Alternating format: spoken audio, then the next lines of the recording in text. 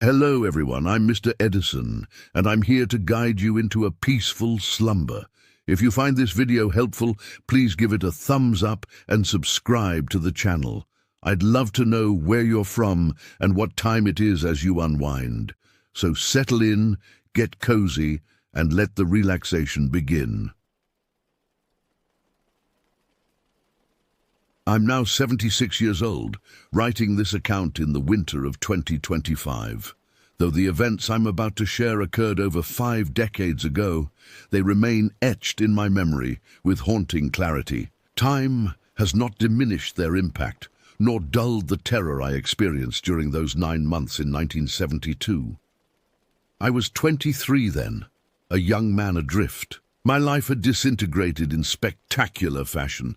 I had abandoned my studies at the University of Maryland after 3 semesters, unable to focus on academics, while my personal life crumbled around me. My father had died a slow, agonizing death from pancreatic cancer, his body wasting away over months until he was unrecognizable. The man who had taught me to fish, to change a tire, to stand up for myself, reduced to a hollow-eyed skeleton who couldn't remember my name in his final weeks.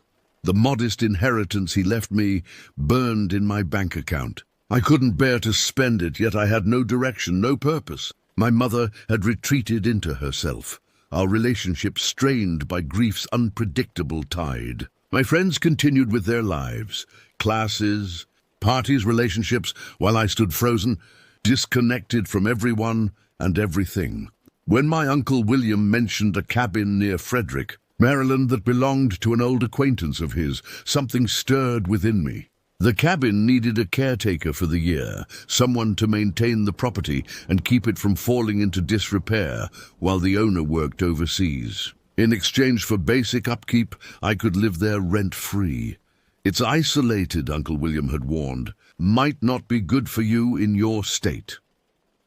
But isolation was exactly what I craved. The cabin stood at the end of a winding gravel road that snaked through dense woodland. The nearest neighbor lived half a mile down the lane, an elderly couple who waved politely but kept to themselves. Beyond that, civilization faded into the background. A state park bordered the property to the north, and what locals called the municipal forest stretched for miles to the west. Endless trees, undergrowth and silence. That first day, as Uncle William's truck disappeared down the gravel path, I felt the weight of solitude settle over me like a familiar blanket. The cabin was modest but sufficient. 2 bedrooms, a small kitchen, a living area with a stone fireplace, and a covered porch that wrapped around the front. No television, no telephone, just me, my books, a battery-powered radio, and the whispering woods. I spent those initial weeks establishing routines. Morning coffee on the porch as dawn broke over the trees. Afternoons chopping wood, clearing the property of fallen branches, or hiking through the forest. Evenings reading by lamplight. Sometimes writing in my journal, trying to make sense of the grief that had hollowed me out. The isolation didn't cure my restlessness, but it gave it space to breathe, to expand and contract without judgment.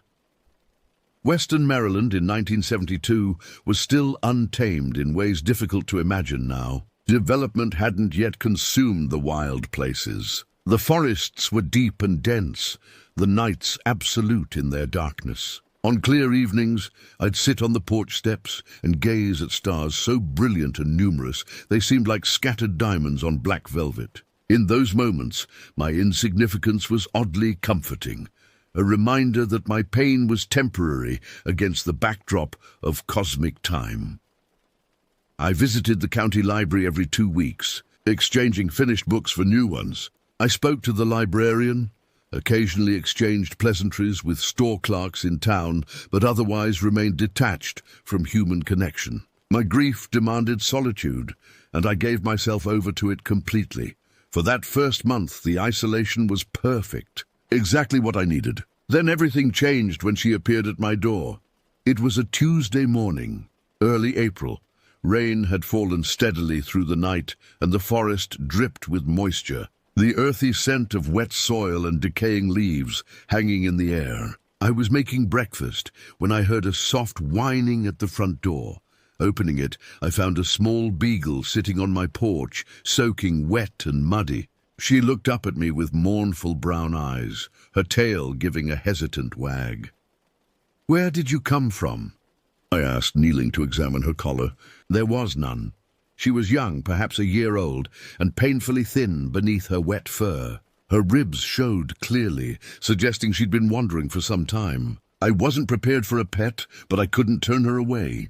I dried her with a towel, offered her scrambled eggs, which she devoured with alarming speed, and set out a bowl of water. "Just until we find your owner," I told her as she curled up beside the fireplace, steam rising from her damp fur. I called her Daisy, a simple name that seemed to fit her uncomplicated nature. Over the next few days, I asked my neighbors if they knew of a missing beagle. I even drove into Frederick and checked with the animal shelter. No one had reported a missing dog matching her description. "Hunting dogs sometimes get lost in these woods," the shelter worker explained. "Owners often don't bother looking once they're gone more than a day or two." The thought made me angry, abandoning an animal that depended on you. I resolved that Daisy would stay with me for as long as she needed. She was sweet-tempered but remarkably unintelligent. Basic commands like sit or stay seemed beyond her comprehension. She'd stare at me with genuine confusion, head tilted, as if I was speaking a foreign language. But she followed me everywhere, a constant shadow, whether I was splitting wood outside or reading by the fire. Daisy's presence altered the rhythm of my days. I now had responsibility beyond myself, a creature that needed feeding, attention, care. Slowly, almost imperceptibly, she drew me out of the deepest pit of my grief. I began talking to her, explaining what I was doing, sharing memories of my father, speaking aloud thoughts that had previously only circled endlessly in my mind. "Dad would have liked you," I told her one evening as we sat on the porch. "He always wanted a hunting dog, but Mom was allergic." Daisy showed no interest in hunting, despite her breed. She'd watch rabbits hop across the yard with mild curiosity, but no predatory instinct. Her passion was exploration, following scent trails through the underbrush, investigating animal burrows, sniffing every inch of our territory, as if cataloguing the forest's inhabitants. Our walks became longer. Venturing deeper into the woods, a spring fully established itself. The forest transformed daily. Wildflowers emerging, trees leafing out, birds returning from winter migrations. Daisy's excitement at these outings was infectious. For the first time since my father's death, I found moments of genuine joy. It was during one of these walks, about 6 weeks after Daisy's arrival, that I first sensed something wasn't right. We were returning to the cabin late in the afternoon. The sun had dipped behind the western ridge, casting long shadows through the trees. Daisy, who usually ranged ahead of me on the path, suddenly stopped. Her ears perked forward, body tense. "What is it, girl?" I asked, scanning the forest. She gave a low whine, not her usual vocalization. Her tail tucked between her legs, and she pressed against my leg. I looked in the direction of her gaze, but saw nothing unusual. Just the familiar line of trees and undergrowth. "Come on," I urged, suddenly uneasy myself. We continued homeward, but Daisy remained unnaturally close to me, occasionally glancing back. I found myself doing the same, unable to shake the feeling that someone or something was watching us from the shadows. That night, I double-checked the locks on the doors and windows before going to bed. Daisy, who usually slept on the rug beside my bed, jumped up and curled against my side. I didn't have the heart to make her move. As I drifted towards sleep, a sound from outside made my eyes snap open, a twig breaking perhaps, or a deliberate footstep. Daisy raised her head, ears alert. We both listened, but the sound wasn't repeated. "Just a deer," I whispered, stroking her head. But in that moment, lying in the darkness with Daisy trembling slightly against me, I realized how truly isolated we were, how vulnerable. And for the first time, that isolation felt less like freedom and more like exposure. The sense of being watched developed gradually, like a photographic negative slowly revealing its image. At first, it was easy to dismiss, a product of too much solitude, perhaps, or an overactive imagination. But as April gave way to May, the feeling intensified until it became impossible to ignore. It would happen most often at dusk or dawn, those transitional hours when shadows play tricks on the eyes. I'd be sitting on the porch, reading or simply watching the forest, when awareness would prickle across my skin, the unmistakable sensation of being observed. I'd look up, scan the tree line, see nothing but still feel those invisible eyes cataloguing my movements. Daisy sensed it too. She developed a habit of staring intently at seemingly empty sections of forest, her body rigid with attention. Sometimes she'd growl softly, a sound so uncharacteristic it made the hair rise on my arms. Other times, she'd refuse to go outside at all, whining at the door before retreating to huddle under the kitchen table. I began to notice small disturbances around the property. Items on the porch slightly moved from where I'd left them. The garden hose uncoiled when I was certain I'd wound it properly. A stack of firewood redistributed in a way I couldn't have done accidentally. Nothing threatening, nothing even definitively caused by human hands, but enough to keep me in a state of constant, low-grade unease. One evening in late May, as twilight deepened into true darkness, I was washing dishes at the kitchen sink when I glimpsed movement reflected in the window, a shadow passing behind me inside the cabin. I whirled around, heart thundering, but found the room empty. Daisy, however, was staring intently at a corner of the living room, hackles raised. "Who's there?" I called, my voice embarrassingly thin. Silence answered me. I checked every room, every closet, under every bed. Nothing, no one. But the feeling of intrusion lingered, as tangible as a scent. That night, I slept with my father's hunting knife on the bedside table. The first concrete confirmation that something was wrong came in early June when my younger brother Joseph visited for the weekend. I hadn't told him about my growing paranoia. It seemed foolish, something that would evaporate when exposed to another person's rational perspective. The first evening passed pleasantly. We grilled steaks on the charcoal barbecue, drank beer, talked about family and his studies. As night fell, he suggested a walk. "Let's see this famous forest of yours," he said, already heading for the porch. I hesitated but agreed, grabbing a flashlight. Daisy flatly refused to join us, something Joseph found amusing. "Some hunting dog," he teased as we set off down the gravel path that led into the woods.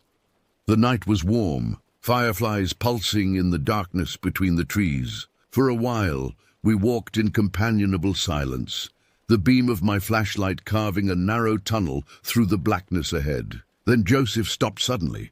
"Did you hear that?" he asked, his voice tight.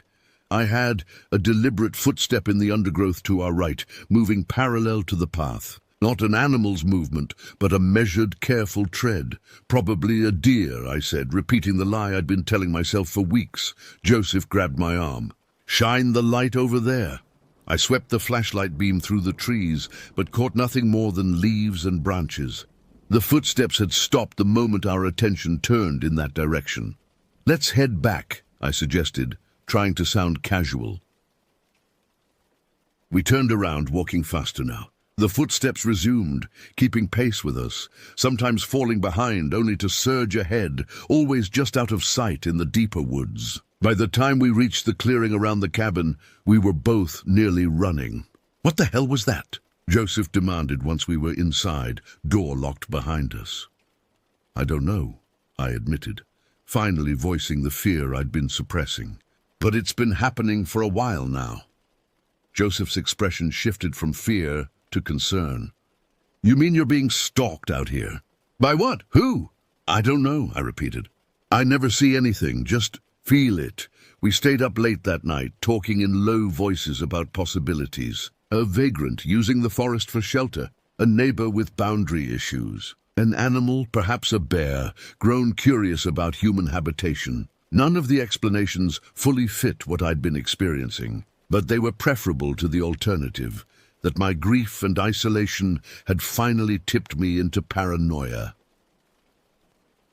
Joseph left the next day, extracting a promise that I would call our mother regularly and consider getting a telephone installed at the cabin. I agreed, knowing I would do neither. Despite the fear, despite the unanswered questions, I wasn't ready to abandon my retreat. But after Joseph's visit, something changed. The presence in the woods seemed emboldened, as if my acknowledgement of its existence had granted it license to escalate. The watching became more overt, the signs of its proximity more frequent and disturbing, and soon it would leave me gifts I could not ignore. By mid-June, I had developed the habit of carrying my father's hunting knife whenever I ventured beyond the cabin's immediate clearing.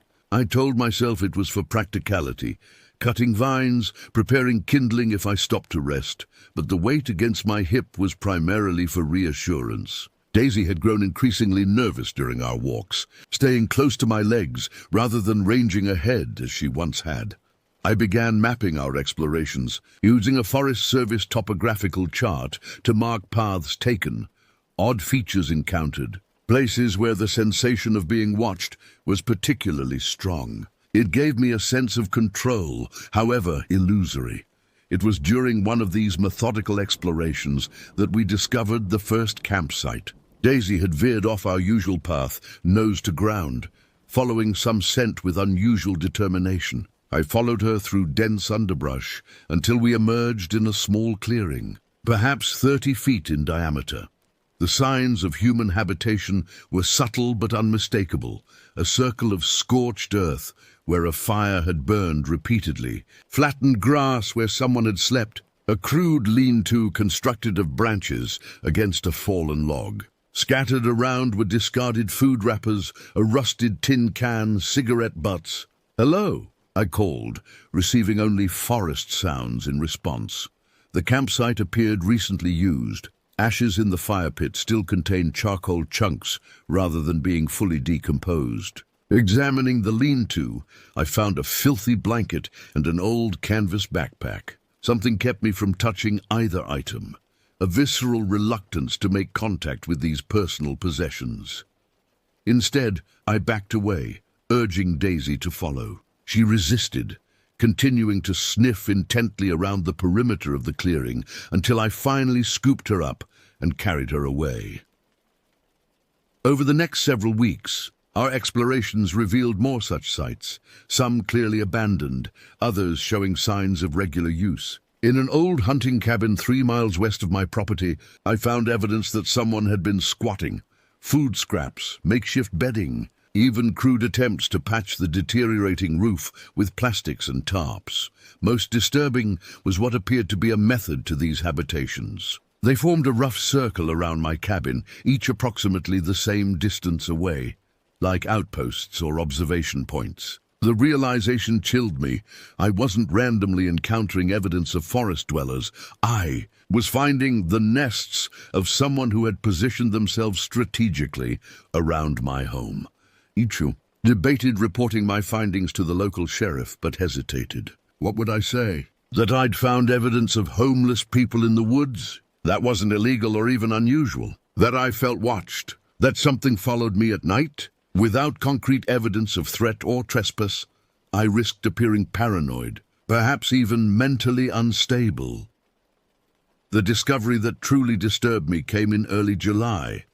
Daisy and I had ventured north, following a stream that wound through particularly dense forest. The day was hot, humid, the air thick with insects and the heavy scent of vegetation. We stopped to rest beside the water, Daisy lapping thirstily while I consulted my increasingly annotated map. Movement across the stream caught my attention, a flash of color in the otherwise monochrome green of the forest. Focusing, I realized I was looking at fabric, a piece of clothing snagged on a branch. I crossed at a shallow point and approached cautiously. It was a child's sock, faded blue with a yellow stripe at the top. Relatively clean and new-looking, not something that had been exposed to the elements for long. Nearby, caught in a tangle of vines, was a small red plastic truck, the kind found in any toy box across America. A family camping, perhaps? But we were miles from any designated campground, in terrain challenging even for an experienced hiker. I scanned the area and found no other evidence of children or family presence. No food wrappers, no campfire remnants, nothing to suggest a family outing. Just the sock and the toy truck, placed in an area so remote that their presence seemed deliberate rather than accidental. I took both items, unable to articulate why they disturbed me so profoundly. Back at the cabin, I placed them on the kitchen table and stared at them as if they might speak, might explain their presence in the deep woods. Daisy sniffed them and whined, backing away. That night I dreamed of a child wandering lost in the forest, calling for help in a voice that grew progressively weaker. I woke drenched in sweat. Daisy pressed against me, trembling. The digital clock read 3:17 a.m. From outside came a sound, rhythmic, deliberate, unmistakable. Footsteps on the gravel path approaching the cabin. I lay frozen, listening as they reached the steps, then climbed. 1, 2, 3, 4. The hollow wooden sound of someone standing on my porch. The screen door handle rattled gently, testing. Daisy made no sound, but her trembling intensified. I reached for the hunting knife on my bedside table, gripping it so tightly my knuckles ached. Minutes passed, marked only by my thundering heartbeat. Then the footsteps retreated, down the stairs, across the gravel, fading into the forest. I remained awake until dawn broke, knife in hand, back pressed against the headboard, staring at the bedroom door. In the morning light, I examined the porch. There, placed precisely in the center of the welcome mat, was another child's sock, the perfect match to the one I'd found in the forest.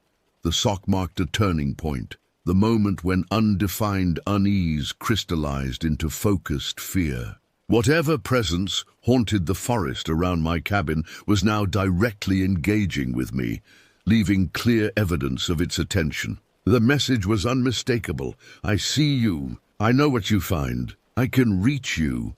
I began locking the screen door at night, though its flimsy latch offered more psychological comfort than actual security. I considered boarding the windows but resisted.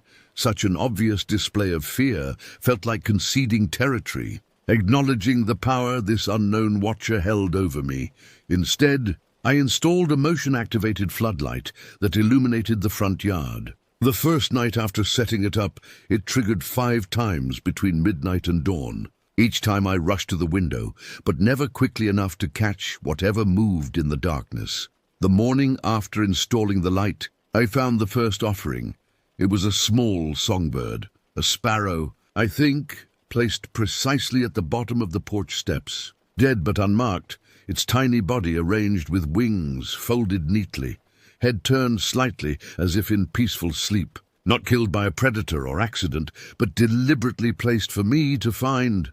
I buried it behind the woodpile, telling myself it was coincidence. Perhaps Daisy had caught it and left it there, though she'd never shown hunting instincts before. Perhaps it had died naturally and been moved by some larger animal. The rationalizations felt hollow even as I formed them. The next morning, another bird awaited me. This one, a brilliant blue jay. The morning after that, a cardinal, its red feathers vivid against the weathered wood of the steps. Each positioned in exactly the same spot, each apparently unmarked, each carefully arranged to appear peaceful rather than violated. For a week, the pattern continued.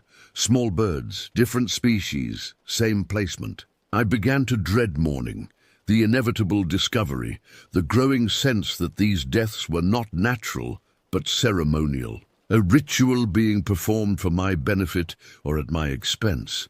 Then came the rabbit. Unlike the birds, its death was not clean. Its neck had been broken, a precise injury that spoke of human hands rather than animal jaws. Its eyes were open, glassy, reflecting the morning sun as I stood frozen on the porch steps, Daisy whining at my heels. I couldn't bring myself to touch it. I used a shovel to move it to the growing burial site behind the woodpile, my hands shaking so badly I nearly dropped it twice. That night, I sat on the porch with my father's rifle across my lap, a box of ammunition beside me. The night was still, unnaturally quiet. No insects singing, no distant owls, just the sound of my own breathing and Daisy's occasional whimper from inside the locked cabin. "I know you're out there," I called into the darkness beyond the floodlight's reach. "What do you want from me?" Only silence answered. Around 2 in the morning, fatigue overcame vigilance. I retreated inside, double-checked every lock and collapsed into bed. Sleep came against my will, dragging me under despite my determination to remain alert. I dreamed of a figure standing at the foot of my bed, tall, gaunt, features obscured by shadow. Not threatening, merely observing with patient curiosity, head tilted slightly as if trying to understand what I was. The dream was so vivid that when I woke at dawn, I was surprised to find the room empty. Daisy lay curled beside me, unusually still. When I touched her, she startled violently, scrambling away with a yelp before recognizing me. On the porch steps that morning, a squirrel, a possum, and a mink, all arranged in a neat row, all dead by what appeared to be deliberate but bloodless means. The sight broke something in me, some final strand of rational denial. I spent that day in a frenzy of activity, boarding up the back windows, moving furniture against doors, creating defensive barriers within my own home. I kept the rifle loaded and within reach at all times. "We should leave," I told Daisy as darkness fell. "We should just get in the car and go." But where would we go? Back to my mother's house in the suburbs, where I'd have to explain my sudden return, my obvious terror. How could I describe what was happening without sounding deranged? And the thought of retreating, of being driven away from this place where I'd sought healing, it filled me with stubborn anger that temporarily overwhelmed fear. So we stayed. Daisy and I, huddled in the increasingly fortified cabin, while the offerings outside grew larger and more disturbing. A woodchuck, a fox, a raccoon, each displayed with careful precision, each a deliberation rather than a random kill. I stopped burying them, let them accumulate at the bottom of the steps, a grotesque collection that drew flies and began to smell in the summer heat. Some bizarre part of me thought this might discourage whatever left them, the rejection of the gifts sending a clear message. Instead, it seemed to escalate the situation. One morning in late July, I opened the door to find the severed leg of what could only have been a deer or similar large animal. The cut was clean, surgical almost, the bone gleaming white where it had been exposed. I stood staring at it, my mind unable to fully process the implications. How had someone moved such a large animal part without my hearing? How had they killed and dismembered something this size, without facilities, without tools, without making enough noise to alert me? And beneath these practical questions, a deeper, more disturbing one. Why? What was being communicated through this macabre display? That afternoon, I drove into Frederick and bought a disposable camera. I photographed each new offering, creating a record I couldn't quite articulate the purpose of. Evidence, perhaps, in case something happened to me. Proof that I wasn't imagining the escalating strangeness, the methodical attention of whatever watched from the woods. The leg was followed by another, this one skinned, the flesh pink and obscene in the morning light. Then a section of rib cage, the bones clean as if boiled, a hoof. A pelvic bone so large it had to be from a cow or horse. Each morning, a new piece, each placement more deliberate than the last. Daisy began to refuse going outside entirely. She would soil the floor rather than step onto the porch, her fear more powerful than her training. I couldn't blame her. I myself ventured out only when absolutely necessary and never after dusk. We existed in a state of siege, the cabin our fortress against an enemy I couldn't identify. Sleep became fragmentary, consciousness slipping away only to snap back at the slightest sound from outside. I lost weight, my clothes hanging loose, dark circles forming beneath my eyes. And still, the offerings continued. A relentless communication I couldn't decipher but couldn't ignore. The confrontation, when it finally came, was both more and less than I had feared. August had brought oppressive heat. the cabin's interior stifling, despite open windows and the small electric fan that circulated hot air without cooling it. Sleep became even more elusive, hour blending into hour as I lay atop sweat-dampened sheets, listening to the forest sounds through the screened windows. On this particular night, August 17th, I would later record in my journal, a thunderstorm broke the heat wave. Rain lashed the cabin, wind driving it horizontally to spatter against the windows. Thunder shook the structure to its foundations, lightning transforming the forest into stark black and white tableau. I welcomed the storm's fury. It seemed cleansing, primordial, a force that might wash away the mounting dread that had become my constant companion. For the first time in weeks, I fell into deep sleep, lulled by rain drumming on the roof and the knowledge that no creature, human or otherwise, would likely venture out in such weather. The dream came again, the figure standing at my bedside, observing with that same tilted head curiosity. But this time it reached toward me, a pale hand emerging from shadow. I woke abruptly, disoriented. The storm had passed, leaving behind the dripping aftermath of rain and distant retreating thunder. Daisy was not beside me. Fully alert now, I called her name softly. No response. The cabin was silent save for the rhythmic dripping from eaves and trees outside. I reached for the bedside lamp, but hesitated before switching it on. Something felt wrong. A change in the air pressure, perhaps, or a subtle shift in the ambient sounds. I lay still, straining my senses into the darkness. There, a breathing pattern not my own. Soft, measured, coming from the direction of the bedroom door. I reached slowly for the hunting knife under my pillow, my movements as deliberate and silent as I could make them. The breathing continued, unaltered. In a single movement I switched on the lamp and raised the knife, prepared to confront whatever had invaded my home. The doorway was empty. My relief was momentary. From the living room came a sound, a low whine that I recognized immediately as Daisy's, not pain, but intense fear. I moved cautiously down the hallway, knife extended before me. The living room was dark, illuminated only by what little moonlight filtered through the windows. Daisy stood facing the front door, her body rigid in what I now recognized as her pointing stance. She was trembling visibly, a continuous whine emanating from her throat. "Daisy," I whispered. "Come here." She gave no indication of having heard me, her attention fixed unwaveringly on the door.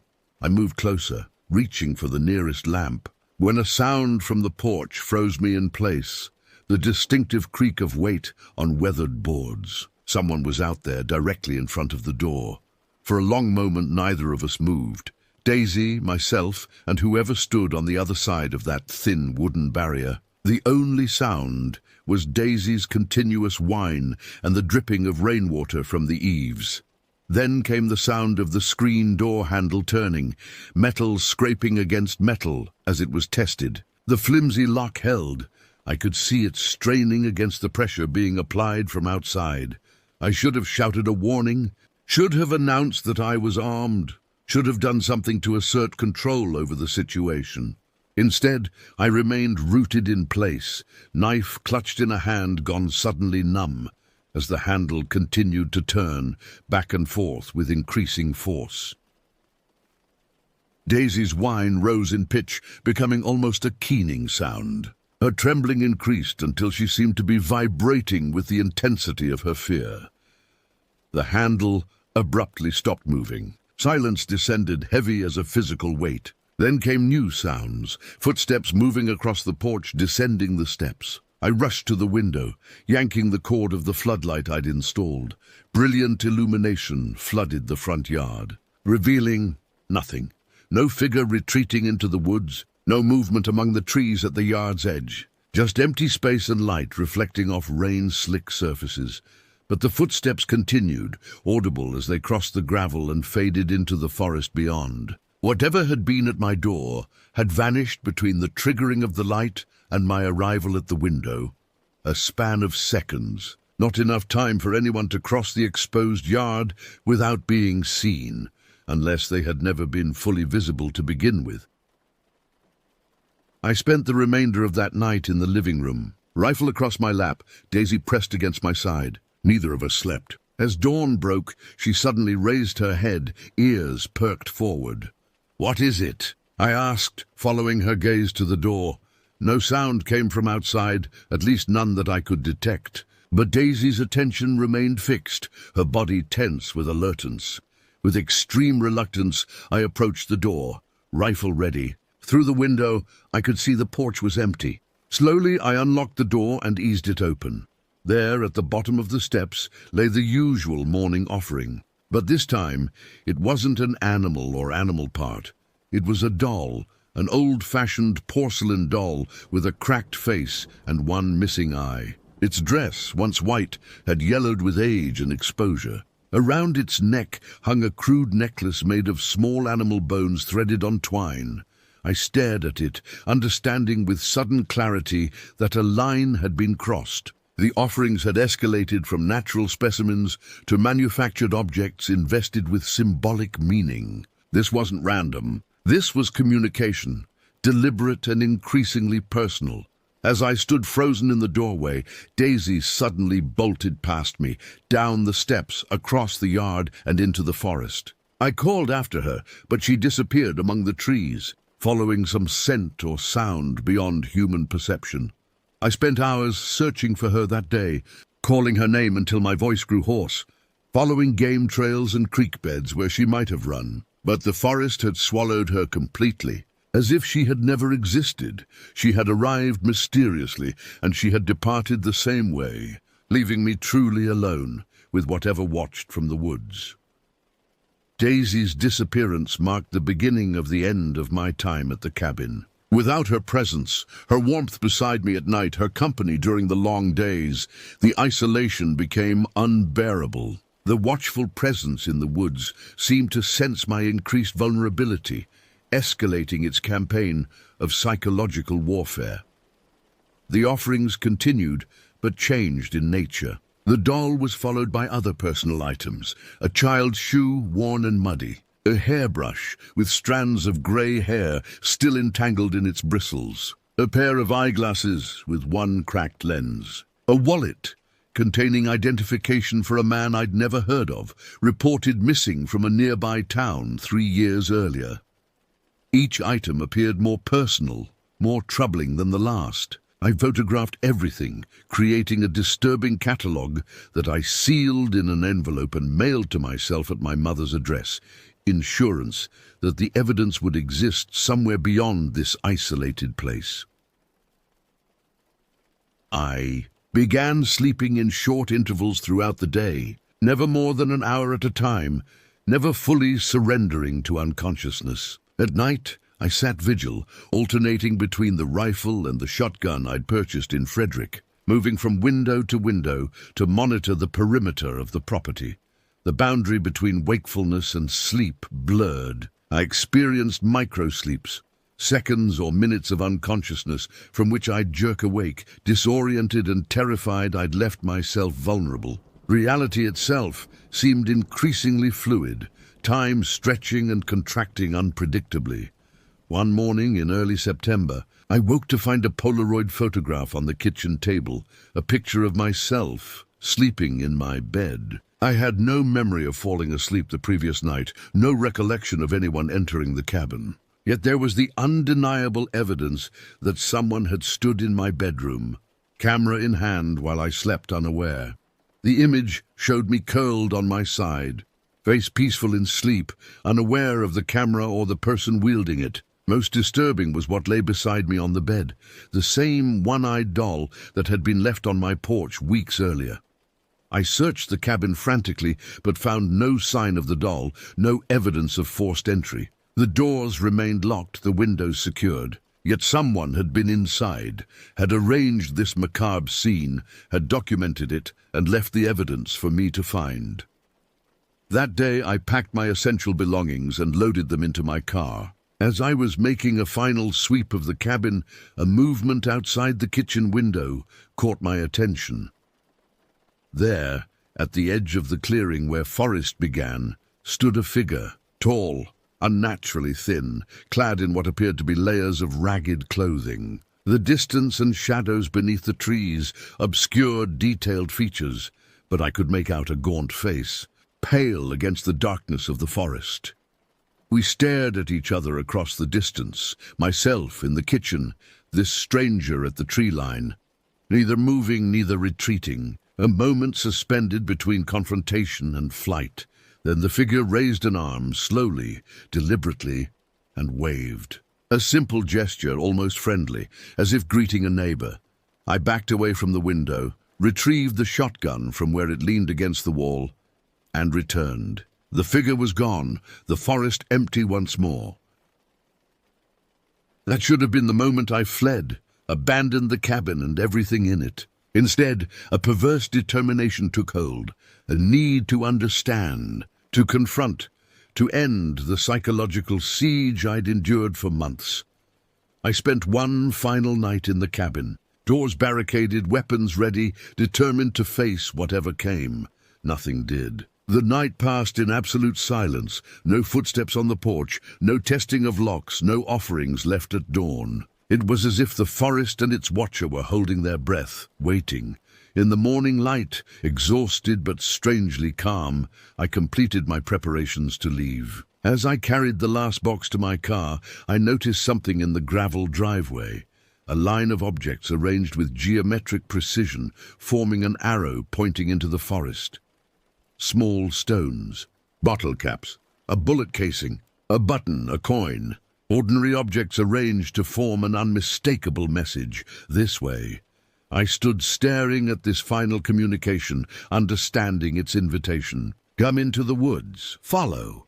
Find me. For a brief, insane moment, I considered it. Considered following that arrow into the trees, confronting whatever waited there, demanding answers to the questions that had tormented me all summer. What did you want? Why me? Who are you? Instead, I got into my car, started the engine, and drove away without looking back. Some questions are better left unanswered. Some mysteries should remain unsolved. I never returned to the cabin. I arranged for the remaining rent to be paid from my account, and wrote to the owner explaining I had been called away unexpectedly. I moved to an apartment in Baltimore, found a job editing copy for a small publishing house, and gradually reconstructed a semblance of normal life.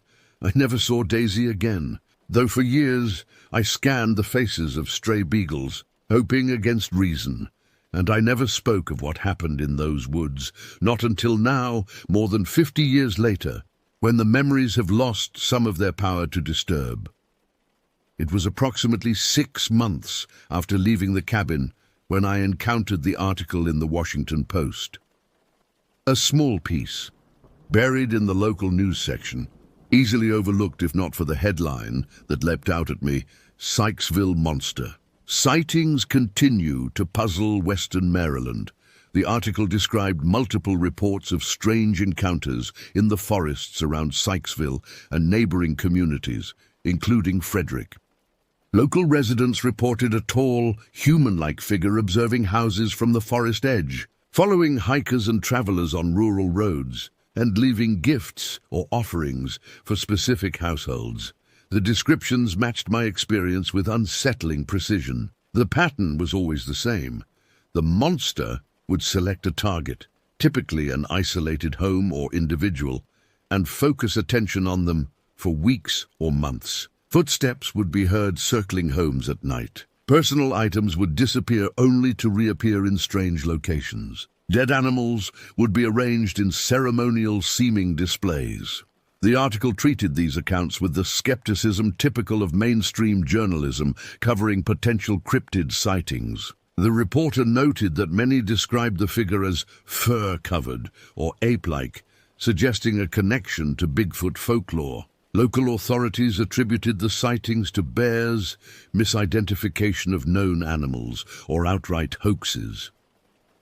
But I recognized the pattern. This was no forest cryptid, no mythical beast. This was something more disturbing because it was fundamentally human.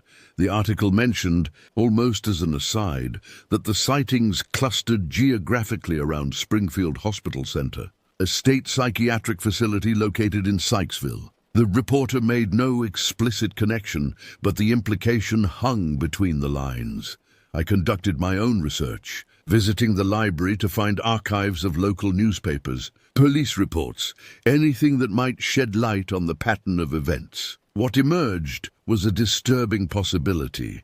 Springfield Hospital, like many such institutions in that era, practiced what would now be considered negligent supervision of certain patients. Some were allowed to wander the grounds freely during daylight hours. Occasionally, patients would wander away and be recovered days or even weeks later. Official records documented these escapes and returns. What they didn't acknowledge were the patients who escaped and were never found, those who might have adapted to life in the surrounding forests, perhaps already experienced in rural survival, certainly motivated to avoid recapture. The more I researched, the more convinced I became that my watcher had been one such individual, someone whose mental illness led them to establish territorial behaviors, to observe and interact with normal life from a safe distance, to attempt connection through the only means they understood. The animal offering suddenly made sense through this lens, a socially isolated person attempting to provide, to contribute, to make contact in a way that seemed appropriate to their disrupted cognitive processes. The escalation to personal items, to photography, to direct observation, all could be understood as increasingly desperate attempts at human connection from someone who had forgotten how connection normally functioned. This theory brought me no comfort. If anything, it made the experience more disturbing. The thought that I had been the focus of such intense attention from someone whose mental processes were fundamentally different from my own, whose perception of appropriate interaction had been warped by illness and isolation. I found myself wondering about this unknown person. Had they been diagnosed with schizophrenia, personality disorder? Had they been subjected to the treatments common in that era, electroconvulsive therapy, experimental medications, perhaps even surgical interventions? Had they fled not just confinement, but active harm? And what had become of them? The western Maryland forests were vast, but not limitless. Development was already encroaching when I lived there. In the decades since, suburbanization has transformed much of that landscape. Where would such a person go as their wilderness shrank? How long could they survive as resources dwindled, as age and exposure took their toll? I never filed a report about my experiences, never contacted authorities to share my theory. By the time I connected these dots, months had passed. What good would it do to hunt down someone who had never actually harmed me, who might well have died in the intervening time? Instead, I moved on with my life. I finished my degree, built a career, married, raised children who never heard this story. I avoided camping, developed a strong preference for well-lit urban environments, and startled easily at unexpected sounds, small prices to pay for psychological equilibrium. But I never forgot the watcher in the woods, the presence that taught me how thin the veneer of civilization truly is, how easily isolation can transform perception, how fundamentally vulnerable we all are. Sometimes, in dreams, I still see that figure at the forest's edge, raising a hand in that almost friendly wave. Still feel those eyes tracking my movements through the trees. Still hear footsteps pacing me in the darkness just out of sight. And I wonder if, in some parallel life, I might have followed that arrow of objects into the forest, might have made contact, might have found not a monster, but a broken person seeking connection in the only way they knew how. I wonder if Daisy found them, if perhaps she lives on in someone's story, the dog who emerged from the forest one day, companion to a strange, silent figure rarely glimpsed by human eyes. These are questions without answers, possibilities that float in the darkness between memory and imagination.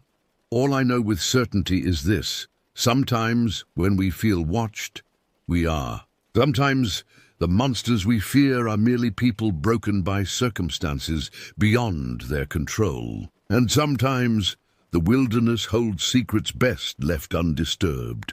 The Sykesville monster may have been a creation of fearful minds, a local legend spun from glimpses and misunderstandings, or it may have been exactly what I encountered, a human being existing at the edges of society, observing normal life with confusion and longing, reaching out in the only ways available to them. I've made my peace with not knowing. Some mysteries are meant to remain unsolved, some questions unanswered. The uncertainty itself becomes part of the story, the shadow at the forest's edge, visible for a moment, then gone when we turn to look directly. This is my story, told now in my old age when the immediacy of fear has faded into the contemplative distance of years. I offer it not as warning or explanation, but simply as testament. Strange things happen in this world. Not supernatural things necessarily, but strange nonetheless. Encounters that exist in the liminal spaces between the world as we understand it and the world as it sometimes reveals itself to be. I still have the photographs. I took the offerings, the personal items, the Polaroid of myself asleep beside a doll I never saw in waking life. They sit in a locked box in my attic, evidence of an experience that shaped my life in ways both obvious and subtle. I have never shown them to anyone. Some things are too personal, too disturbing to share, but I share this story now as the circle of my life draws toward its close. Perhaps it will resonate with someone else who has felt watched, who has sensed presence where none should be, who has stood at the boundary between certainty and doubt and wondered what waits on the other side. If that person is you, know this: you are not alone in your experience. The world is stranger than we admit, filled with encounters that defy easy explanation or categorization. The spaces between what we know and what we sense are vast, populated by mysteries both human and environmental. Walk carefully through those spaces. Listen to your instincts, and remember that sometimes the most human response to mystery is simply to acknowledge its existence, and then, with respect and caution, to walk away.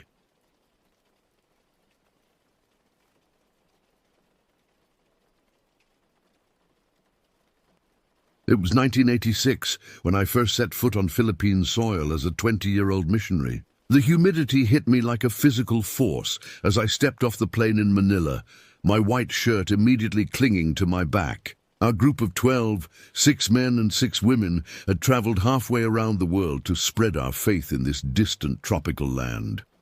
After 3 days of orientation, we were assigned to Mindoro, a rural island province southwest of Luzon. I remember the bumpy jeepney ride through winding mountain roads, the lush vegetation pressing in from all sides as if nature itself was watching our intrusion. Palm trees swayed against the darkening sky while rice paddies stretched into the distance, glimmering like mirrors under the setting sun. You'll be stationed in Barangay San Vicente, our mission coordinator, Brother Wilson, informed us. It's a remote village, largely untouched by modern conveniences. The locals are receptive but cautious with outsiders. I nodded, trying to hide my apprehension. This was my first time away from home, away from the comfortable suburbs of Salt Lake City, where streetlights illuminated every corner, and danger seemed a distant concept. Our accommodations were modest, but functional.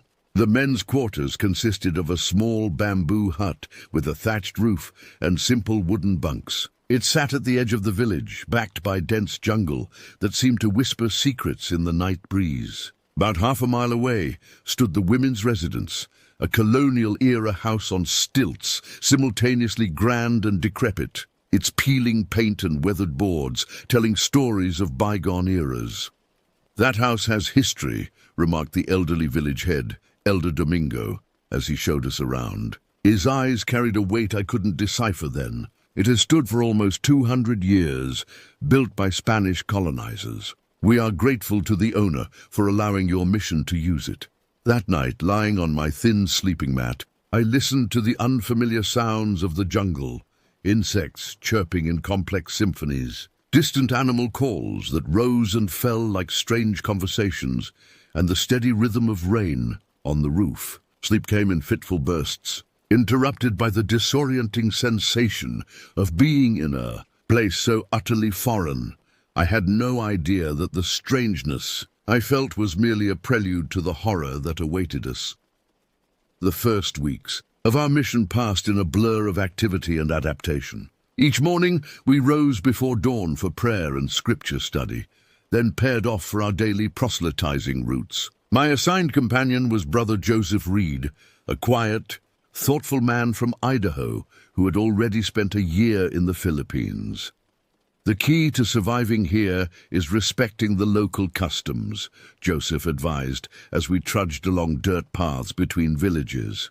There are beliefs that go back centuries, things our Western minds might dismiss, but the Filipinos take very seriously. I wiped sweat from my brow. Like what? They believe in spirits, not just in the religious sense we're teaching. They believe the dead can linger, especially those who died violently. He lowered his voice. They say the women's house has history. Something in his tone made me uneasy, but I brushed it off as superstition. Our days followed a predictable pattern, walking for miles under the merciless sun, stopping at humble homes to share our message, and returning exhausted to our sparse quarters as darkness fell. The women in our group faced their own challenges. Sister Abigail Bennett, our group's medical specialist, often spoke of the difficulties in adapting to the primitive conditions of rural Philippine life. Despite the comparative luxury of their colonial house, they contended with unreliable electricity, questionable water quality, and the persistent sense of isolation. There's something about that house, Sister Bennett confided during a group dinner. The walls seem to absorb sound in strange ways. Sometimes I hear footsteps when everyone is accounted for. Brother Wilson dismissed her concerns with a wave. Old houses settle. Wood expands and contracts with humidity. Your minds are playing tricks after long days in an unfamiliar environment. I wanted to believe him, but couldn't ignore the shadow that crossed Sister Bennett's face. She exchanged glances with Sister Patricia Woodward, who looked down at her plate. It's not just noises, Sister Woodward said quietly. Sometimes things aren't where we left them. Doors we know we closed are open in the morning. Brother Wilson's expression hardened. We're here to bring spiritual guidance, not to indulge in ghost stories. I suggest more prayer if you're feeling unsettled. The conversation shifted to safer topics, the progress with local contacts, upcoming community outreach events, the supplies we needed from the main mission center. But something had changed in the atmosphere of our group. A tiny seed of unease had been planted, and in the weeks to come, it would grow into full-blown terror. That night, walking back to our hut under a moonless sky, Joseph finally told me what he had heard about the women's house from locals. His words would haunt me long after the mission ended. The monsoon season arrived with a vengeance in our third month. Rain lashed against our hut in violent sheets, turning the ground to mud and the nearby stream into a raging torrent. Our missionary work slowed considerably. Few villagers ventured out in such weather, and many of our planned activities were postponed. Confined to our quarters during the worst of the downpours, we heard stories from Elder Domingo and other villagers who sought shelter with us. They spoke in hushed tones about the colonial house where our female missionaries resided. That house has witnessed much suffering, Elder Domingo said one evening, his weathered face illuminated by kerosene lamps as thunder rolled overhead. During the Japanese occupation, it served as a command post. Many Filipinos were tortured there for information about resistance fighters. Brother William Porter, our group's historian, leaned forward. Is that documented? Elder Domingo shrugged. Not everything makes it into history books, especially in remote places like this. But the elders remember. The screams could be heard throughout the village. I felt a chill despite the tropical heat. What about after the war? The house stood empty for many years. No one wanted to live there. Then in the 1960s, the current owner bought it for almost nothing. He renovated it but rarely stayed there himself. Elder Domingo hesitated. There was an incident about 15 years ago with children playing beneath the house. The room fell silent, except for the drumming of rain on the roof. What kind of incident? Joseph asked. War leaves many dangers behind. Unexploded ordnance, bombs, grenades, they can lie dormant for decades. Elder Domingo's voice dropped to nearly a whisper. 5 children from the village were playing under the house, where it's elevated on stilts. They found something metal and round. They didn't know what it was. My stomach tightened as I anticipated the conclusion. The explosion killed them all instantly. Their blood soaked into the ground beneath the house. Some say their spirits remained trapped there, confused and angry about their sudden death. No one spoke for several moments. Finally, Brother Wilson cleared his throat. While we respect local traditions and memories, as missionaries, we don't put stock in ghost stories. These tales can be upsetting to those unused to them. Elder Domingo's eyes narrowed slightly. It is not a story intended to frighten, brother. It is a warning. The dead deserve respect, especially those who left this world violently. That night I couldn't sleep. The rain had subsided to a gentle patter, but every sound seemed amplified. The dripping of water from leaves, the distant call of night birds, the occasional rustling beneath our hut that could have been small animals seeking shelter. I thought about the women missionaries sleeping in that house, built on blood-soaked ground.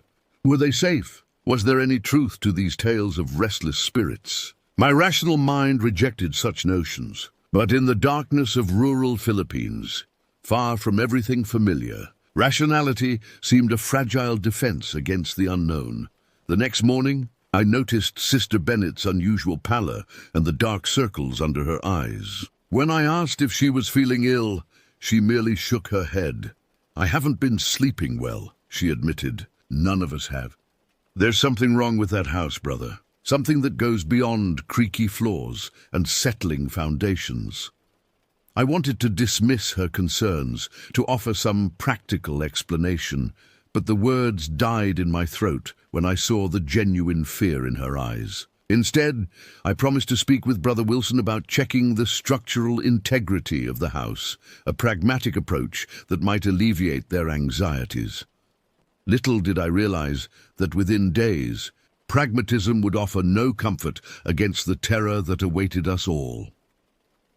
As our mission work continued, the atmosphere among our group grew increasingly strained. The women missionaries appeared more exhausted each day, their usual enthusiasm dampened by something they seemed reluctant to discuss openly. During our joint planning meetings, I often caught them exchanging meaningful glances or abruptly changing the subject when certain topics arose. Brother Wilson remained dismissive of their concerns, attributing their fatigue to the challenging environment and cultural adjustment. The Philippines tests everyone's resilience, he insisted during our weekly leaders' meeting. It's natural to experience some psychological stress. But I noticed he never stayed at the women's house past sunset, always finding reasons to leave before darkness fell completely.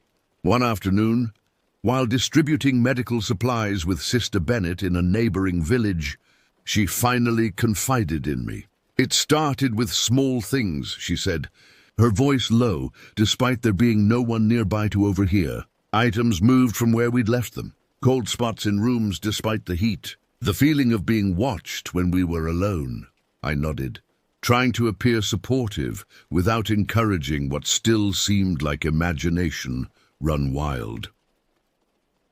Then one night, Sister Woodward woke to find someone standing at the foot of her bed, a small figure dripping wet. When she screamed and turned on her lamp, there was nothing there. Perhaps a dream, I suggested gently. The boundary between sleep and wakefulness can be... It wasn't a dream, Sister Bennet interrupted, her knuckles white around the medical bag she carried. Because 3 nights later, I saw the same figure in the hallway outside the bathroom. A child, maybe 8 or 9 years old, with terrible burns on one side of his body. He looked at me with such accusation. I felt my mouth go dry. Have you told Brother Wilson about these sightings? He thinks we're being hysterical women. Her voice hardened. But there's more. Sister Catherine woke up with bruises on her arms, finger marks, like someone had grabbed her in her sleep. And we've all heard the sounds. What sounds? Whimpering. children crying, and sometimes in the dead of night a sound like an explosion but muffled, as if it's happening underground or very far away. We walked in silence for several moments before she continued. The locked closet is the worst. It's in the main hallway between the bedrooms. None of us has a key for it, and the owner never mentioned it. Sometimes it feels warm to the touch, and sometimes I swear I can hear scratching from inside, like something trying to get out. That evening, I spoke privately with Joseph about what Sister Bennet had told me. I expected skepticism, but his response chilled me. "The locals won't go near that house after dark," he said. "I've tried to get more information, but they just make signs to ward off evil and change the subject. Whatever happened there goes beyond just the children who died from the grenade. You believe something supernatural is occurring?" I asked, surprised. Joseph had always struck me as thoroughly practical. He hesitated. "I believe those women are genuinely frightened, and not without reason. And I believe we have a responsibility to ensure their safety, whether the threat is physical or otherwise." 2 days later, during an unusually severe thunderstorm, the women's fears would be vindicated in a way none of us could have anticipated. The storm hit without warning. One moment, the evening sky was clear with stars beginning to appear. The next, black clouds rolled in from the mountains, bringing wind that bent palm trees nearly horizontal and rain that fell in blinding sheets. Lightning slashed across the sky in jagged patterns, followed by thunder that shook the foundations of our hut. We had just finished our evening meal when frantic pounding at our door cut through the storm's roar. Joseph rushed to open it, revealing Sister Bennet, Sister Woodward, and the 4 other women missionaries huddled under a tarp that provided little protection against the deluge. "You have to help us," Sister Bennet gasped, water streaming down her face. "Something's happening at the house." Brother Wilson pushed forward. "Come inside, all of you. You're soaked to the bone." The women crowded into our small hut, dripping water onto the bamboo floor. Their faces were pale with terror, eyes wide and haunted. Sister Catherine Donnelly, normally the most composed among them, was shaking uncontrollably. "Tell us what happened," I said, handing out towels and the spare shirts we had. Sister Woodward spoke first, her voice trembling. "We were all in the main room, waiting out the storm. The electricity went out, so we lit candles. Then we started to hear things." "What things?" Brother Wilson asked, his dismissive tone noticeably absent now. "Children's voices," Sister Bennet said, whispering at first, then crying. "It seemed to come from everywhere, the walls, the floor, outside the windows." Sister Donnelly continued. "We thought it might be village children seeking shelter from the storm, so I went to check the back door. It was locked from inside, but when I turned around," she swallowed hard, "there was a handprint on the window. A small one like a child's, but it was burned into the glass from the outside. The temperature in the house dropped so suddenly we could see our breath," Sister Woodward added. "And the locked closet door began to rattle, like someone was trying to force it open from inside. But what made us run," Sister Bennet said, meeting my eyes directly, "was when we all felt hands touching us, small, cold hands grabbing at our clothes, our hair. We couldn't see anything, but we could feel them. That's when we decided to come here." Brother Wilson paced the small room, clearly conflicted. Finally, he sighed.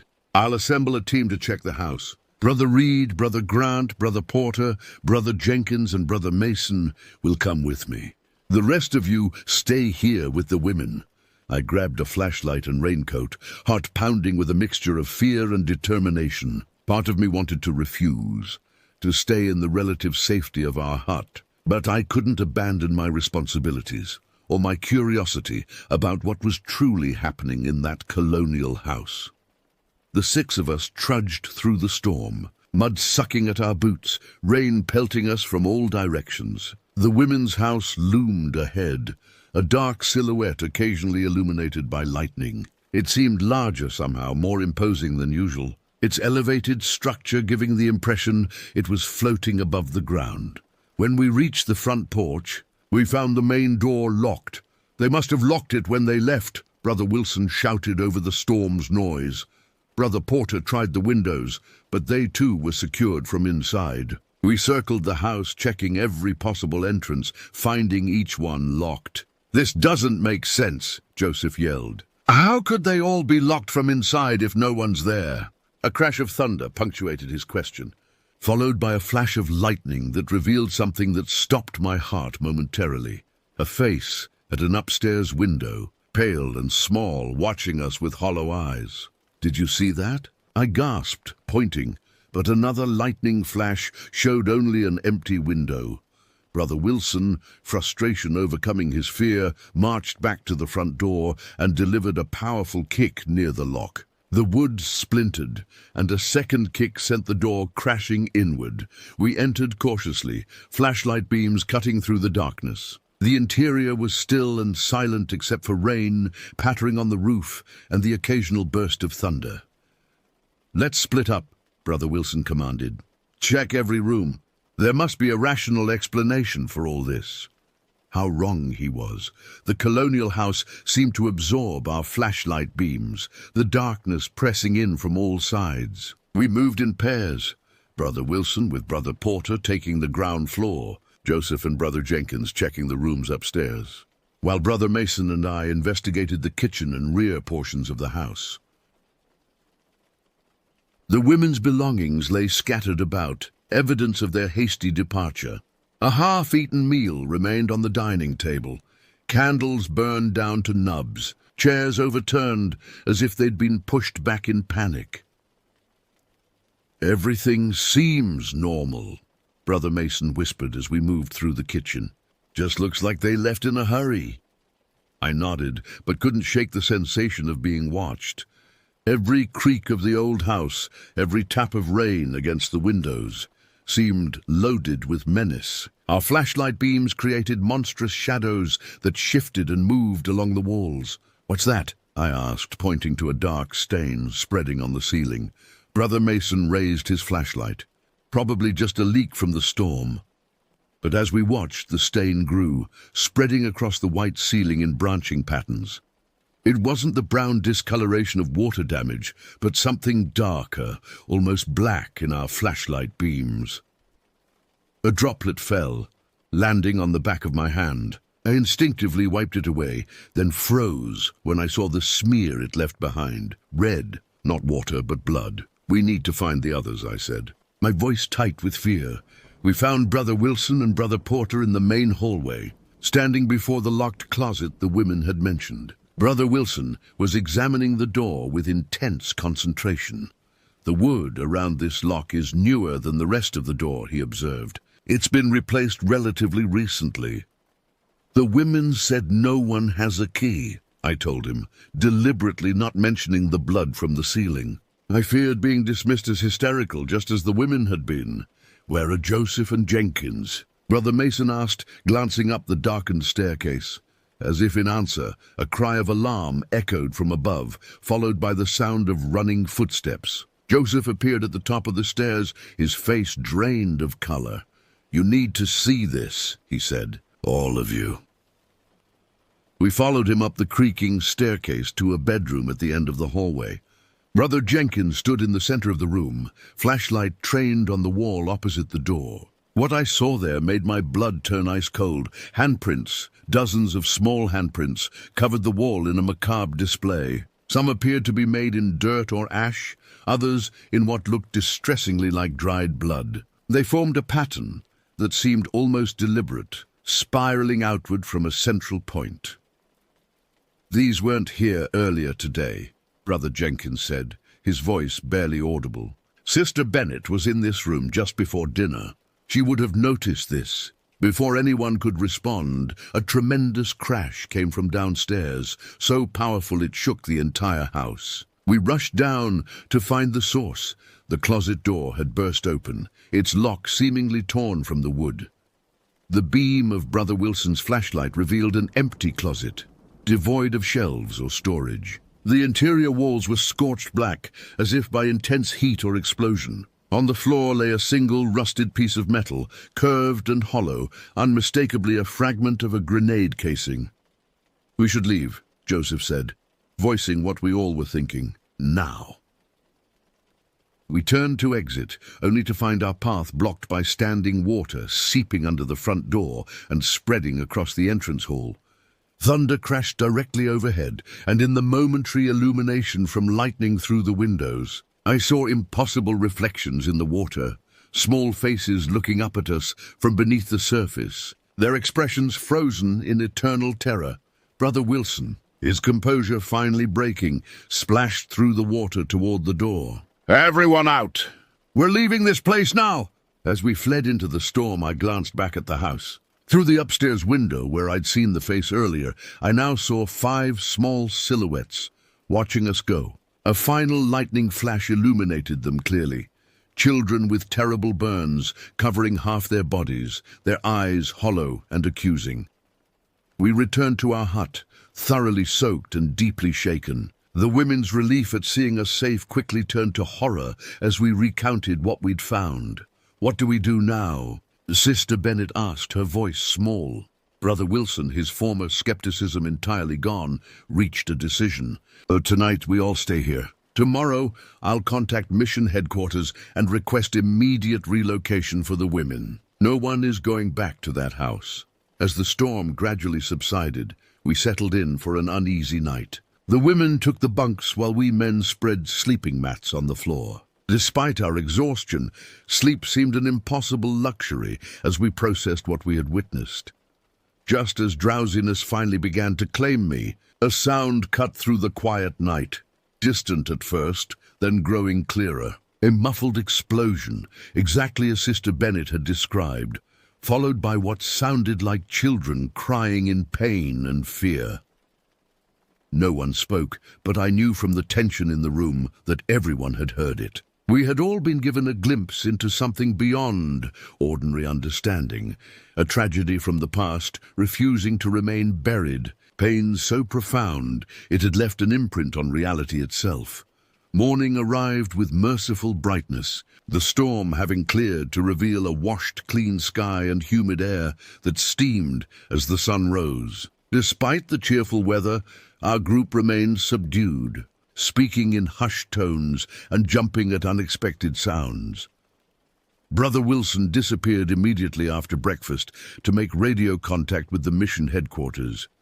When he returned 2 hours later, his expression was grim. "The earliest they can relocate us is 3 days from now," he announced. "The roads are washed out from the storm, and the nearest vehicle that can transport all of us is currently on another island." Sister Donnelly made a small, distressed sound. "We can't stay here for 3 more days. You won't have to return to that house," Brother Wilson assured her. "We'll make arrangements for you to stay in the village. There are several families willing to host you." "What about our belongings?" Sister Woodward asked. "Everything we own is still in that house." A heavy silence followed. Finally, Joseph spoke up. "I'll go back with the team. We can retrieve your essential items."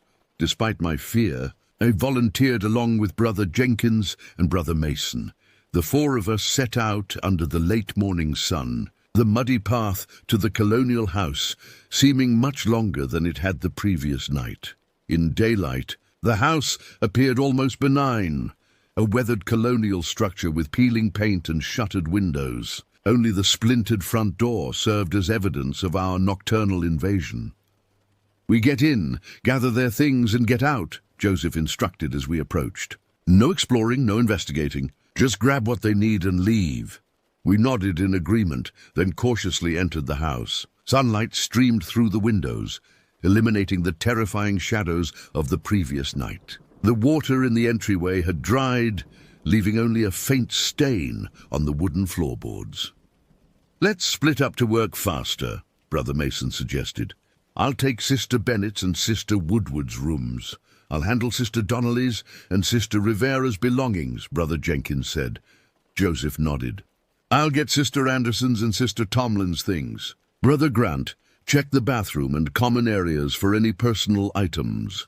I moved through the house, collecting toiletries, books, and other communal possessions, keeping my eyes averted from the still open closet door in the main hallway. Despite my determination to focus solely on the task at hand, I felt an irresistible pull toward that blackened space, a compulsion to understand what had truly happened there. After gathering everything from the common areas, I found myself alone in the hallway, staring at the closet. The fragment of grenade casing still lay on its floor, illuminated by a shaft of sunlight from a nearby window. Against my better judgment, I approached the closet and knelt before it. The scorched interior walls bore testament to an intense explosion. I picked up the metal fragment, turning it over in my hands. It was unmistakably military, part of an American-made M26 grenade from the World War II era, common throughout the Philippines as leftover ordnance. Something about the closet's dimensions struck me as odd. I ran my hands along the back wall, feeling the charred wood. It seemed wrong somehow. Too shallow compared to the exterior dimensions of the house. I rapped my knuckles against the back wall, hearing a hollow sound in response. Pressing more firmly, I felt the wood give slightly. "Brother Grant?" Joseph's voice called from upstairs. "Have you finished down there? We should leave soon." "Almost done," I replied, my attention still focused on the wall. I pushed harder, and to my shock, a section of the back wall swung inward, revealing a hidden space beyond. The air that wafted out was stale and carried a faint, sickening odor. I directed my flashlight into the darkness, illuminating a small chamber, barely large enough for a person to stand in. The beam revealed writing on the walls, desperate scratches and markings, some in English, others in what appeared to be Tagalog. Among them, one phrase repeated, "God forgive us."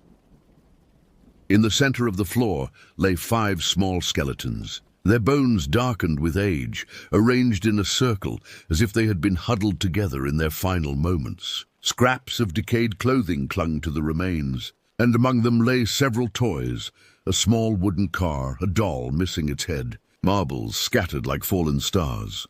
I stumbled backward, horror closing my throat. These weren't just remains of children killed by an accidental explosion. They had been sealed in this hidden room, trapped to die in darkness. Brother Grant. Joseph appeared at the end of the hallway, alarm in his voice. "What are you doing?" I could only point mutely at my discovery. Joseph approached cautiously, then froze as he saw what lay beyond the false wall. "Dear God," he whispered. Within minutes, all 4 of us stood before the grim tableau, trying to comprehend its implications. "This isn't from the grenade incident," Brother Mason said, his voice trembling. "These children weren't killed by an explosion."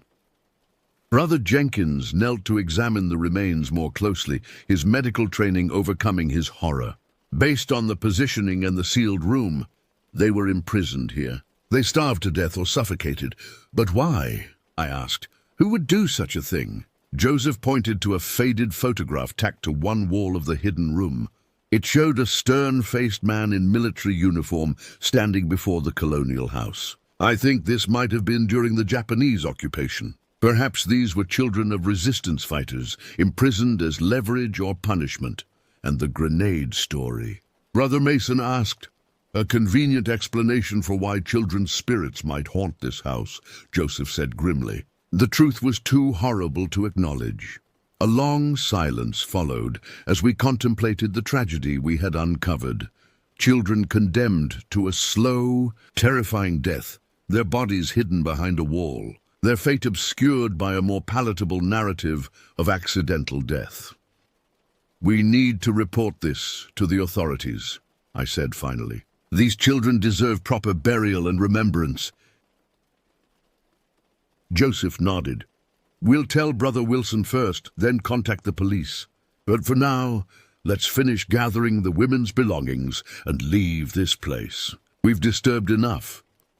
As we turned to go, a soft sound came from the hidden room, what might have been the whisper of small voices saying, "Thank you," or perhaps just the settling of ancient boards. Either way, I felt a weight lift slightly, as if in uncovering the truth. We had taken the first step toward releasing these trapped souls from their earthly torment. The revelation of what truly happened in the colonial house sent ripples through our mission group and the village. Within hours of our report to Brother Wilson, local authorities arrived to investigate our discovery. The police chief, a weathered man named Inspector Reyes, listened gravely to our account. There have always been stories about this house, he admitted, but no one knew the full truth. Historical records, hastily consulted, confirmed Joseph's theory.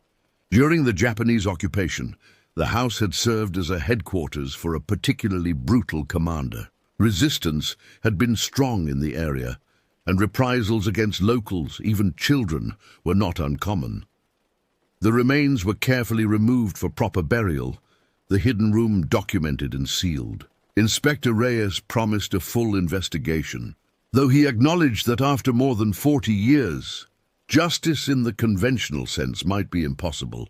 That evening, the entire village gathered for a memorial service. Elder Domingo led prayers in both Tagalog and English, while local elders performed traditional rituals to help guide lost spirits to peace. Our missionary group joined in, setting aside doctrinal differences in respect for the community's grief and healing process. In all cultures, in all faiths, children are sacred, Brother Wilson said during the service, his earlier skepticism completely gone. What happened in that house was an abomination against God's most innocent creations. Today, we honor their memory and pray for their peace. Sister Bennett, who had been most affected by the hauntings, placed 5 small candles at the improvised altar. "We felt your pain," she whispered. "Now find your way home." The following day, mission headquarters confirmed our relocation to a different village. As we packed our few belongings, I found myself drawn once more to the colonial house. Despite everything, I felt compelled to see it one last time. The afternoon sun cast long shadows as I approached the structure. It seemed different now, smaller somehow, less imposing. The oppressive atmosphere that had surrounded it had dissipated, replaced by a solemn quietude. Standing beneath the stilts, where the children had allegedly found the grenade, I noticed something gleaming in the dirt. I knelt and uncovered a tarnished medal, a military decoration from the World War II era, possibly belonging to one of the children's parents. I pocketed it, intending to give it to Inspector Reyes as additional evidence. As I straightened, a sudden breeze rustled the surrounding vegetation. For just a moment, I thought I heard children's laughter. Not the tormented cries we'd experienced before, but the joyful sounds of play and freedom. A shaft of sunlight broke through the clouds, illuminating the house in golden light. Then the moment passed, and I was alone with only the sounds of birds and distant village life. That night, our last in San Vicente, I dreamed of 5 children running through sunlit fields, their faces bright with joy, moving toward a light too brilliant to comprehend. Upon waking, I felt a profound sense of peace that contrasted sharply with the terror of previous nights. At breakfast, I discovered that Sister Bennett and several others had experienced similar dreams. "They're free," she said simply. They just needed someone to know the truth, to remember them as they were. Our group was relocated to Barangay Esperanza the next day, where we continued our mission work without supernatural interruption. But none of us ever forgot what we experienced in that colonial house in San Vicente.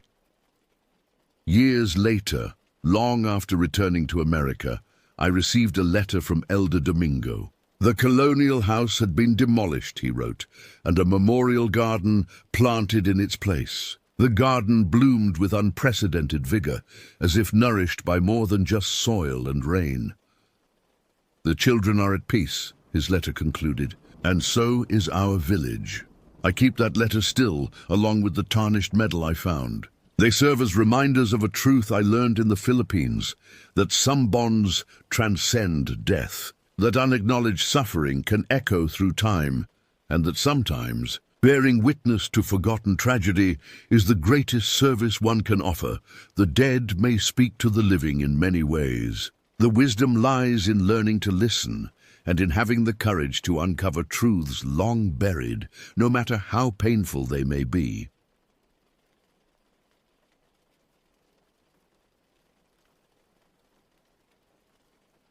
The drive to Big Bear on June 26th was supposed to be our escape from the mundane rhythms of city life. James, my boyfriend of 3 years, had suggested the trip after weeks of both of us working overtime at our respective jobs. The cabin belonged to a colleague of his who rented it out during the summer months. "It'll be perfect," James had promised as we packed the car that morning. "Just what we need to reset." William and Rebecca joined us for the 3-hour journey from Los Angeles, their presence a welcome addition to our weekend plans. William and James had been friends since college, bonding over shared interests in outdoor activities and fitness. Rebecca, with her quick wit and adventure-seeking personality, complemented William perfectly. As we ascended the winding mountain roads, I rolled down the window, letting the increasingly crisp air fill the vehicle. The scent of pine grew stronger with each mile, gradually replacing the smog-laden atmosphere of the city. Cell reception began to falter as we climbed higher, our phones desperately searching for signals that became increasingly scarce. "That's the whole point," James said, noticing my frustrated glance at my phone. "We're disconnecting for the weekend." The cabin appeared after a final turn down an unmarked dirt road. It stood alone among tall pines, a 2-story wooden structure that seemed to emerge organically from its surroundings. The nearest neighbor, according to James's colleague, was over a mile away. "Isolated paradise," William remarked as we stepped out of the car. The air was noticeably cooler here, and the silence was profound, interrupted only by the occasional rustling of leaves and distant bird calls. The interior of the cabin exceeded my expectations. Rustic but comfortable, with large windows that invited the forest in while maintaining a barrier against the wilderness. 2 bedrooms occupied the upper floor, while a pull-out couch downstairs would accommodate David, who planned to join us the following day. As we unpacked and settled in, I couldn't shake a persistent feeling of being observed. Several times I glanced toward the windows, half expecting to see someone or something staring back at me. Each time I saw only my own reflection superimposed on the darkening forest beyond. "Everything okay?" James asked, noticing my unease. "Just adjusting," I replied, not wanting to admit the irrational anxiety building within me. I had always been the anxious one in our relationship, prone to catastrophizing, while James remained the steadfast voice of reason. That evening, we prepared dinner together in the modest kitchen, opened a bottle of wine, and played board games by the fireplace. The cabin's remoteness felt charming then, romantic even, as we laughed and enjoyed each other's company. When night fully descended, however, the darkness outside was absolute. The cabin windows transformed into black mirrors, reflecting our activities back at us while concealing whatever might be lurking beyond.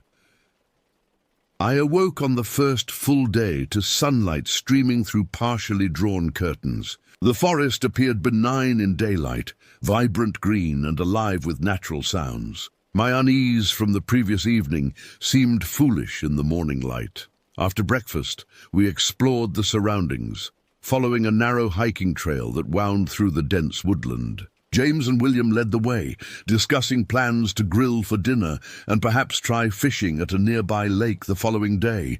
Rebecca walked alongside me, occasionally stopping to photograph particularly striking vistas or unusual plant specimens. "Have you ever been to Big Bear before?" she asked, as we paused to rest on a fallen log. "No," I admitted. "I'm more of a city person, to be honest." "I can tell," she said with a gentle smile. "You seem tense, like you're waiting for something to happen." I sighed, embarrassed by my transparency. "I don't know what it is. Something about being so isolated makes me uneasy." Rebecca nodded. "It's natural. We're not used to this kind of silence anymore. Our brains fill the void with anxieties." Her explanation made sense, and I tried to embrace it as we continued our hike. Yet the feeling persisted, an intuition that we were temporary visitors in a place that didn't welcome our presence. Upon returning to the cabin, we received a text from David indicating he would arrive around 7 p.m. The message came through despite poor reception, disappearing and reappearing as our phones struggled to maintain a connection. As dusk approached, we gathered on the cabin's small deck. James grilled burgers, while William opened beers. The conversation flowed easily, but I found myself increasingly distracted by the darkening woods. Twice, I thought I saw movement among the trees, a shifting shadow that didn't align with the breeze-rustled branches. "Did you see that?" I asked Rebecca, keeping my voice low. "See what?" "Never mind," I said quickly, not wanting to fuel my own paranoia. David arrived as promised, his headlights cutting through the darkness as his car navigated the narrow access road. His arrival brought a fresh energy to our group, new stories, jokes, and perspectives that temporarily dispelled my growing discomfort. After showing David where he would sleep and integrating him into our small party, we gathered in the living room. Someone suggested ghost stories, an idea that would normally heighten my anxiety. Strangely, I found comfort in the structured fear of fictional tales, preferring them to the formless dread that had been building within me since our arrival. William, an accomplished storyteller, delivered a particularly effective tale about hunters who became lost in unfamiliar woods, pursued by an unseen predator that mimicked human voices. As he concluded his story, a distant howl echoed through the real forest surrounding us. "Coyotes," James explained, noticing my startled expression. "They're common up here." "They sound closer than they actually are," David added reassuringly. "We stayed up too late, compensating for our unease with additional drinks and increasingly ridiculous conversations. By the time we headed to bed, James and I in one upstairs bedroom, William and Rebecca in the other, David on the couch below, my fatigue had temporarily overcome my anxiety. I don't know exactly what time it was when I first stirred from sleep. The digital clock on the nightstand showed no numbers. A power fluctuation, perhaps. James slept soundly beside me, his breathing deep and regular. Something had woken me, but I couldn't identify what. Then I heard it, a faint scratching sound from downstairs. Probably David adjusting his sleeping arrangement, I reasoned. But the sound continued, rhythmic and persistent. Not inside the cabin, I realized with growing alarm, but outside. Something or someone was moving around the exterior of our temporary home. I nudged James, who groaned and rolled over without waking. The scratching stopped momentarily, then resumed with a slightly different quality, as if whatever was causing it had moved to another section of the cabin's exterior. Rising carefully from bed, I approached the window. Our bedroom overlooked the front of the property and the dirt road that had brought us here. Moonlight provided minimal illumination, enough to distinguish shapes but not details. I stared into the darkness, squinting to make sense of the shadows. The forest appeared still, yet I couldn't shake the sensation of an active presence. Behind me, James continued to sleep undisturbed. I envied his ability to remain oblivious to the subtle wrongness that seemed so evident to me. A sharp crack, like a branch breaking underfoot, came from directly below our window. I froze, my breath caught in my throat. Another crack followed, then silence that stretched painfully. Just as I convinced myself it was merely a nocturnal animal, a beam of light swept across the tree line, a flashlight, unmistakably human in its deliberate movement. I retreated from the window and shook James more forcefully. "James," I whispered urgently, "there's someone outside." He blinked awake slowly, confusion evident in his expression. "What time is it?" "I don't know. The power must have flickered, but I saw a flashlight outside." James sat up, instantly more alert. "Are you sure it wasn't just David?" "Why would David be outside in the middle of the night?" James considered this, then rose from bed and joined me at the window. We stood together, scanning the darkness. The light I had seen was gone, the forest once again still and seemingly empty. "I don't see anything," James said after a minute. "Maybe it was just the moonlight reflecting off something."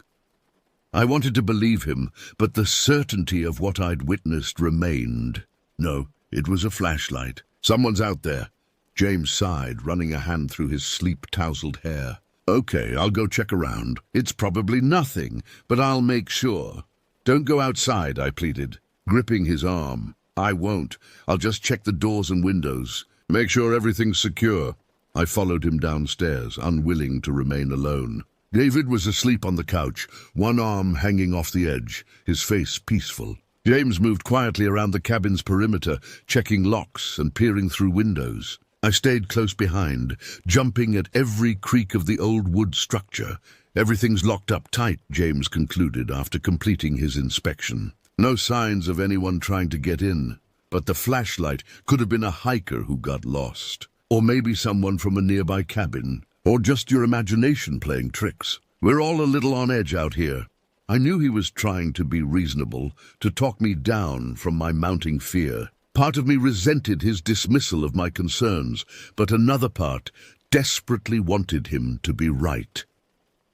"Let's go back to bed," James suggested gently. "Everything's fine," I nodded, unconvinced but unwilling to argue further. As we returned upstairs, I cast one final glance at the darkened windows, half expecting to see a face staring back at me. The glass reflected only the interior of the cabin, but the sensation of being watched persisted, following me back to our bedroom like an unwelcome shadow.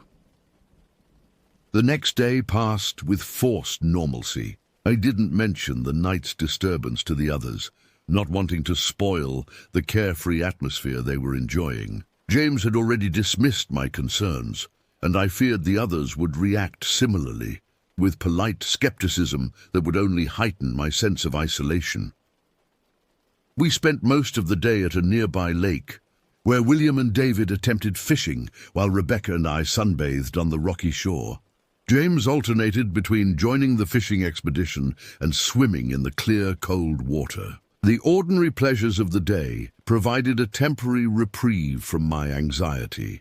As we returned to the cabin in late afternoon, however, I noticed something that reignited my unease. Near the edge of the clearing where the cabin stood, the undergrowth appeared trampled, as if someone had recently moved through it. When I pointed this out to James, he attributed it to deer or other wildlife.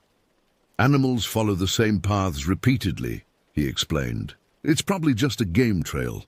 I accepted his explanation outwardly, while inwardly noting that the disturbed vegetation formed a rough semicircle around the cabin, not the linear path an animal would typically create. The evening progressed pleasantly enough. We grilled the fish William and David had caught, supplemented with provisions we'd brought from the city. Conversation flowed easily, but I noticed David seemed distracted, frequently glancing toward the woods as darkness descended.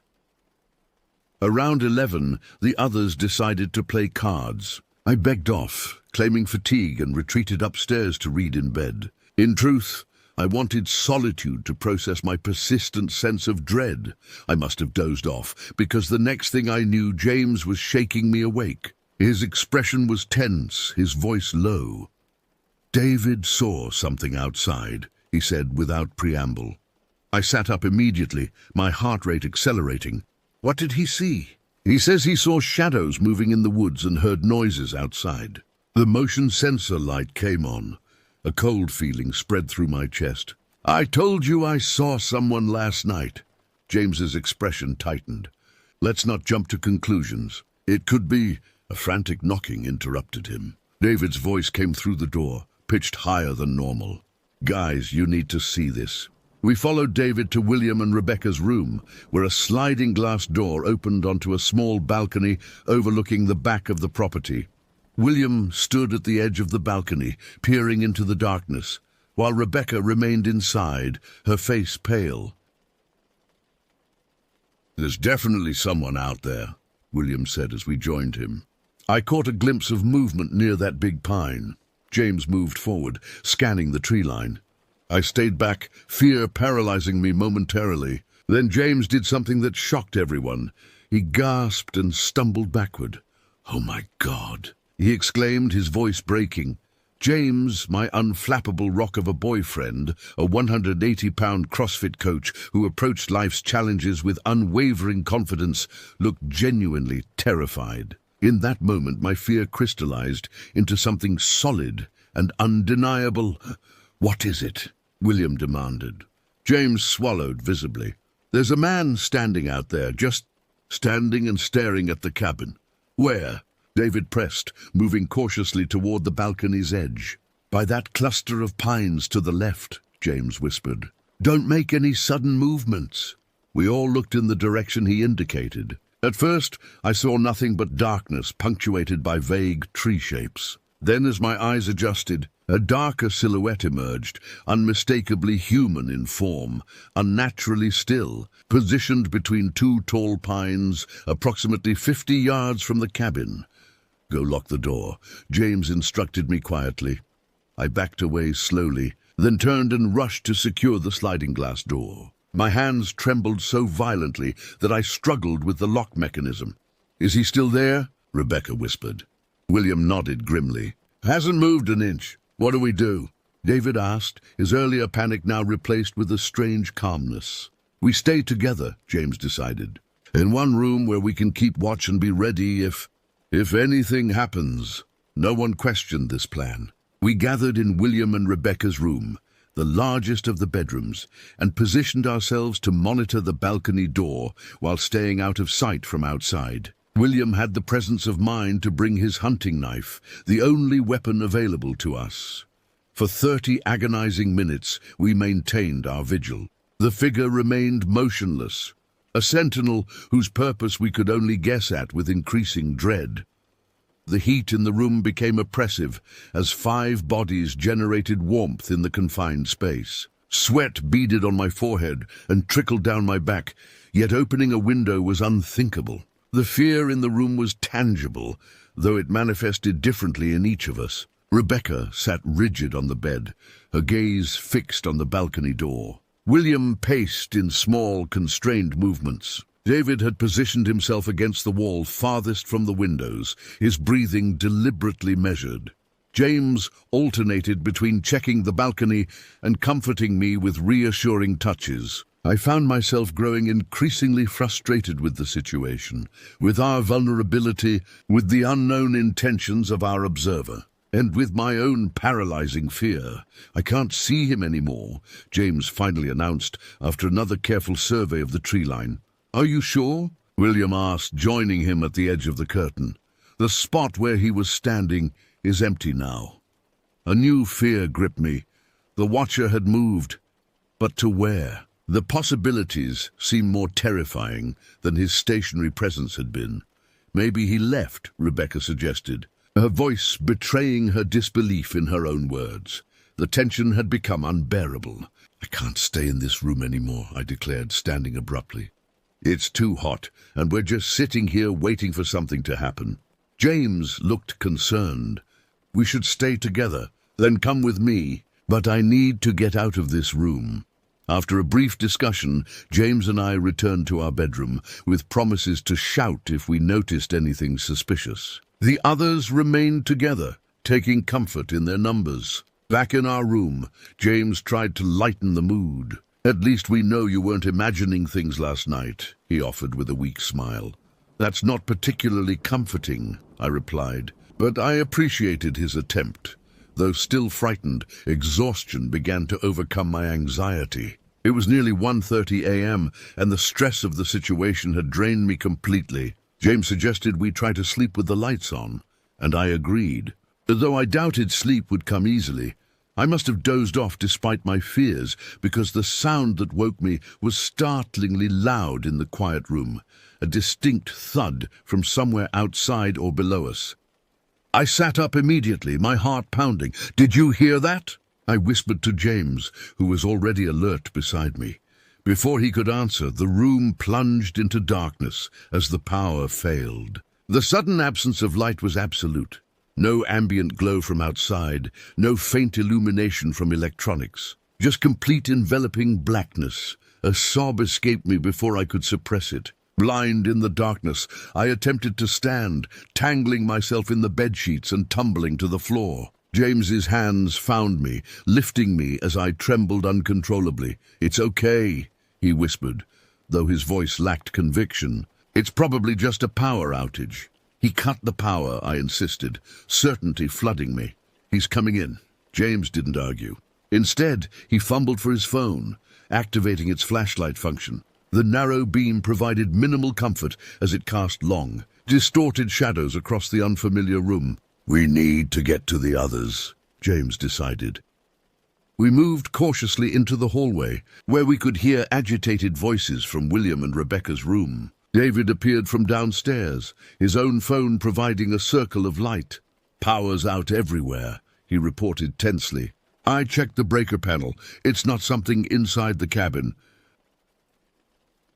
The five of us regrouped in the largest bedroom, our phone lights creating overlapping pools of illumination. The darkness outside seemed to press against the windows with physical weight, and every creak of the cabin's structure triggered a fresh surge of adrenaline. "I'll try calling the property manager," William suggested, but his attempt was futile. "No service," he reported grimly. We all checked our phones, confirming the absence of signal. Only David's device, using a different carrier, showed a single bar of reception, intermittent but present. "Try emergency services," Rebecca urged. David dialed 911, his hand visibly shaking. The call connected, then dropped. He tried again, this time reaching a dispatcher long enough to report our situation and location before losing the connection. "They're sending someone," he informed us, "but it could be a while. We're pretty remote." "Did you tell them about the man watching the house?" I asked urgently. David nodded. "They're treating it as a suspicious activity call." The waiting that followed was excruciating. Every sound, real or imagined, triggered a collective tension. We took turns watching at the windows, though the darkness outside revealed nothing. The cabin had transformed from a retreat into a trap, its windows now potential entry points for the unseen threat lurking in the forest. "We need a plan if someone tries to get in," William said quietly. No one responded immediately. The stark reality of our situation, 5 unarmed individuals in an isolated location with unreliable communication, rendered strategic planning nearly impossible. "We barricade the doors," James finally suggested. "Use the furniture. And if anyone does get in, we go out the balcony door and into the woods." "Into the woods?" I repeated incredulously. "Where he is. Better than being cornered inside," James reasoned. "At least we'd have a chance to run." The logic was sound, but cold comfort. The forest that had seemed merely ominous before now loomed as a vast, dark labyrinth, potentially harboring multiple threats. Time crawled forward with excruciating slowness. Our phone batteries gradually depleted as we used them for light, forcing us to conserve power by keeping only 1 or 2 active at any time. The reduced illumination heightened our sense of vulnerability. David attempted to contact emergency services again, but couldn't re-establish a connection. Whether the authorities were en route remained uncertain, and doubt grew with each passing minute. "It's been over an hour," Rebecca noted, checking her watch. "Shouldn't someone have arrived by now?" No one had a reassuring answer. The remoteness of our location, combined with the late hour and possible skepticism about the nature of our emergency, might have placed us low on the response priority list. A new sound startled us, a distinct scratching at the downstairs door. Not the random noises of a structure settling, but deliberate, persistent scraping. "He's trying to get in," I whispered, my throat constricting with terror. James and William exchanged glances, a silent communication passing between them. "We need to check," James said, his voice steadier than I expected. "I'll go with you," William volunteered, gripping his hunting knife. "No," Rebecca interjected. "Don't separate. If you're going down, we all go." Her logic was irrefutable. Together we cautiously descended the stairs, David's phone providing our only light. The scratching had stopped, but an atmosphere of wrongness permeated the lower level of the cabin. James approached the front door slowly, William close behind him. The rest of us hung back, poised for flight if necessary. James peered through the peephole, then stepped back. "I can't see anything," he reported. "It's too dark." "Try the window," David suggested. James moved to the nearest window and carefully pulled back the edge of the curtain. He stared out for several seconds before letting the fabric fall back into place.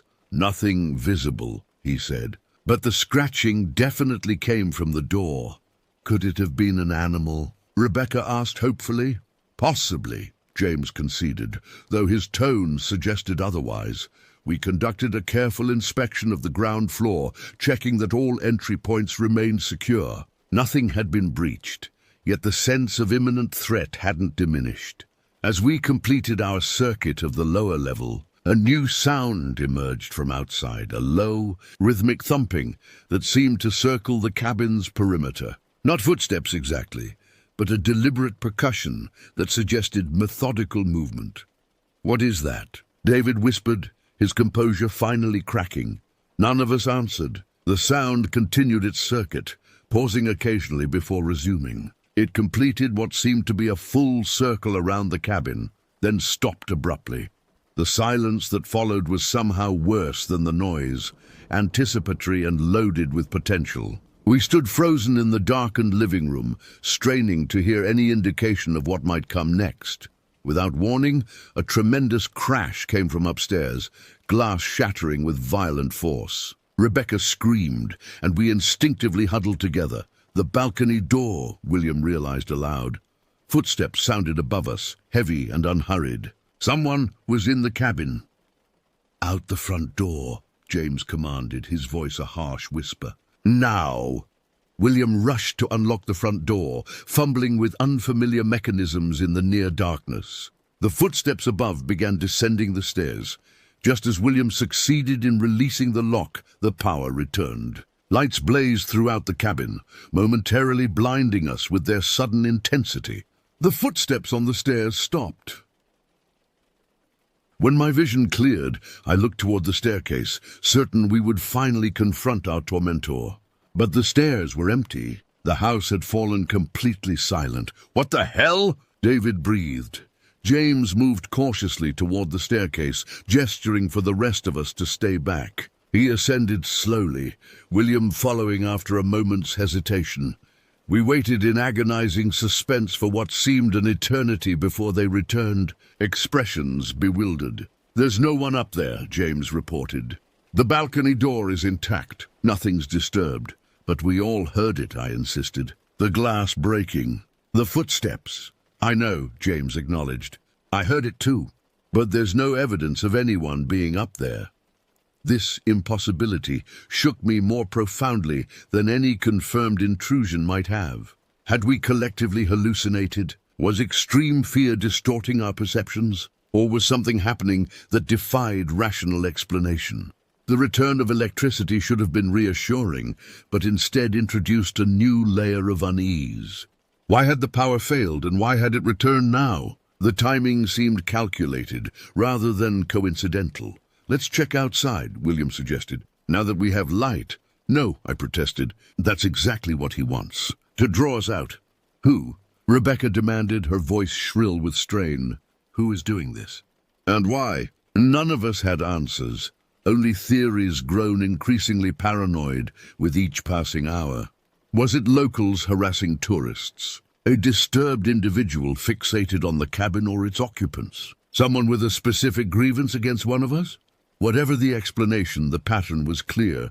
Our tormentor was escalating, moving from observation to active psychological warfare. Dawn arrived without further incident, though none of us had slept. We had maintained a rotating watch through the remaining hours of darkness, jumping at every natural sound of the forest awakening around us. With daylight came a tentative relief. The forest appeared benign once more, showing no signs of the previous night's terror. Birds called, squirrels darted between trees, and gentle sunlight filtered through the canopy. The contrast with our nightmarish experience was jarring. "Maybe we should leave," Rebecca suggested as we gathered in the kitchen, consuming coffee as if it were life-sustaining medicine. "Just pack up and go back to the city." The idea held immediate appeal. Yet practical considerations intruded. We had paid for 3 nights, and the prospect of explaining our early departure to the property owner seemed daunting. How could we articulate what had happened without sounding hysterical? "Let's at least wait for the authorities to show up," James reasoned. "They should be here soon if they're coming at all. And if they don't come," I pressed. "Then we leave by noon," he decided. "Regardless." As if summoned by our discussion, the sound of a vehicle approaching came from outside. We moved collectively to the windows, watching as a Forest Service truck pulled into the clearing. 2 uniformed officers emerged, looking far too casual given the urgency of our situation. James went to meet them, while the rest of us observed from inside. Through the window, I could see James gesturing animatedly, describing our ordeal. The officers listened with professional detachment, occasionally taking notes. After several minutes, one officer circled the cabin, while the other continued speaking with James. When they eventually entered the cabin to take statements from all of us, their demeanor remained frustratingly non-committal. They recorded our accounts, examined the property, and promised to increase patrols in the area. "That's it?" David asked incredulously after they departed. "We were terrorized all night, and all they're going to do is drive by occasionally." "They think we imagined it," William said flatly. "Or exaggerated. You could see it in their faces." He was right. The officers had been polite but skeptical, their questions revealing their underlying assessment. 5 city dwellers spooked by unfamiliar wilderness sounds, possibly influenced by alcohol and horror stories. "We're leaving," I declared, no longer willing to entertain any alternative. "I don't care about the money. I'm not spending another night here," no one argued. We packed with efficiency born of fear, eager to put distance between ourselves and the cabin. As I gathered my belongings, I noticed something that sent a fresh wave of dread through me. A small, nearly imperceptible scratch on the inside of our bedroom window. A deliberate mark that hadn't been there when we arrived. I called James over, pointing wordlessly at the scratch. He examined it closely, his expression darkening. "Let's go," he said simply. "Now." As we loaded our vehicles, I couldn't shake the sensation of being observed. The forest seemed to hold its collective breath, watching our retreat with patient amusement. Before departing, we stopped at a local general store for supplies for the journey home. While the others shopped, I found myself in conversation with the elderly proprietor, a long-time resident of the area. "Leaving early?" he inquired, noting our packed cars outside. "Yes," I replied, hesitating before adding, "We had some strange experiences at our cabin last night." "Which property?" he asked, his tone shifting subtly. I described the location, watching as recognition dawned in his weathered face. "The old riverside cabin," he nodded. "Used to belong to the Whitman family before they sold it. We lost power last night," I ventured, "and the owner's colleague told us that was unusual." The man's expression grew guarded. "Power's not always reliable up here in certain locations, but he specifically said outages only happen during snowstorms." The proprietor busied himself with reorganizing items behind the counter. "People say all sorts of things to make rentals more appealing." "We also saw someone," I pressed, needing validation of our experience. "A man watching the cabin from the woods." At this, the proprietor paused, his eyes meeting mine directly for the first time. "Folks often think they see things in these woods, especially at night. Plays tricks on the mind." His dismissal mirrored the officer's, yet something in his manner suggested greater knowledge than he was willing to share. "Has anyone else reported similar experiences?" I asked directly. A long pause followed before he answered. "Can't say I've heard anything specific to that property, but these mountains have their share of troubled souls. People come up here to escape things, sometimes themselves." The exchange left me feeling simultaneously vindicated and more disturbed. As we drove away from Big Bear, I watched the forest recede in the side mirror, unable to shake the conviction that our experience had been neither unique nor random, but part of a pattern the locals had tacitly agreed to ignore. 3 months have passed since our abbreviated stay at the Big Bear cabin. On the surface, life has returned to normal, work routines resumed, social obligations fulfilled. The rhythm of city existence, providing a comforting predictability that the wilderness had disrupted. Yet beneath this veneer of normalcy, permanent changes have taken root. I sleep with the light on now, something James has accommodated without complaint. Unexpected sounds at night trigger an immediate adrenaline response that leaves me trembling. The dark holds new terrors, populated by memories of absolute blackness and unknown watchers. James and I researched the cabin and its surroundings after our return, seeking rational explanations for our experience. We found little concrete information, but disturbing patterns emerged in online reviews and local newspaper archives.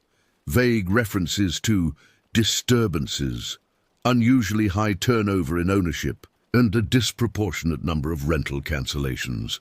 One review, hastily removed but captured in our screenshot, mentioned feeling watched the entire stay and unexplained power issues despite perfect weather. William and Rebecca broke up 2 weeks after our return. The strain of the experience had exposed fault lines in their relationship that couldn't be repaired. David withdrew from our social circle entirely, declining invitations and responding to messages with increasing brevity before ceasing communication altogether. Last week, James received an email from the cabin owner, a generic message sent to all recent guests, explaining that the property was being removed from the rental market due to maintenance issues. The phrasing seemed deliberately vague, corporate language concealing unspecified problems. Sometimes, in the moments before sleep claims me, I find myself back in that darkened cabin, listening to footsteps that leave no traces, watching for a figure whose purpose remains unknown. I wonder what would have happened had we stayed the full 3 nights, what escalation might have followed our second evening of terror. Most disturbing is the persistent question that haunts my quieter moments. Was our tormentor human at all? The officers found no footprints despite the easily impressionable forest floor. The scratching sounds defied natural explanation. The power failure affected only our cabin. Yet the utility company confirmed no localized outage had been recorded. I've spoken with a therapist about these experiences, framing them as potential manifestations of anxiety rather than supernatural encounters. The clinical explanation: shared fear generating mass suggestion, isolation amplifying normal environmental sounds, confirmation bias reinforcing our interpretations, offers intellectual comfort but emotional hollow. The truth, I suspect, lies somewhere in the ambiguous territory between objective reality and subjective perception. Something happened in those woods, something real enough to fracture relationships and alter sleep patterns months later.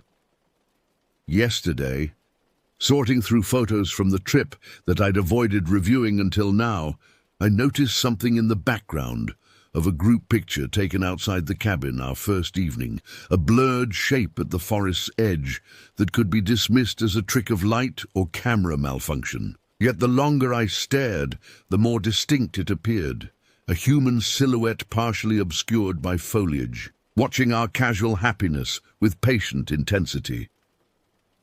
I deleted the photo immediately, but can't delete the certainty that grew as I examined it. We were never alone at that cabin. From the moment of our arrival, something observed us, testing boundaries, gauging reactions, perhaps even feeding on our escalating fear. Sometimes I wake convinced that I'm being watched in our secure city apartment, 16 floors above the street. In those moments, I resist the urge to check the windows or peer into closets. Instead, I close my eyes and remind myself that whatever waited in those woods remains there, separated from me by miles of civilization and rational light. But in my darkest thoughts, a different possibility emerges, that having found us once, it knows our scent now. That distance offers no protection. That one night, I'll open my eyes to find a familiar silhouette standing at the foot of our bed, patient and still, having completed its journey from forest to city, from nightmare to waking life. I don't think I'll ever go back to Big Bear, but increasingly, I wonder if part of Big Bear has followed me home.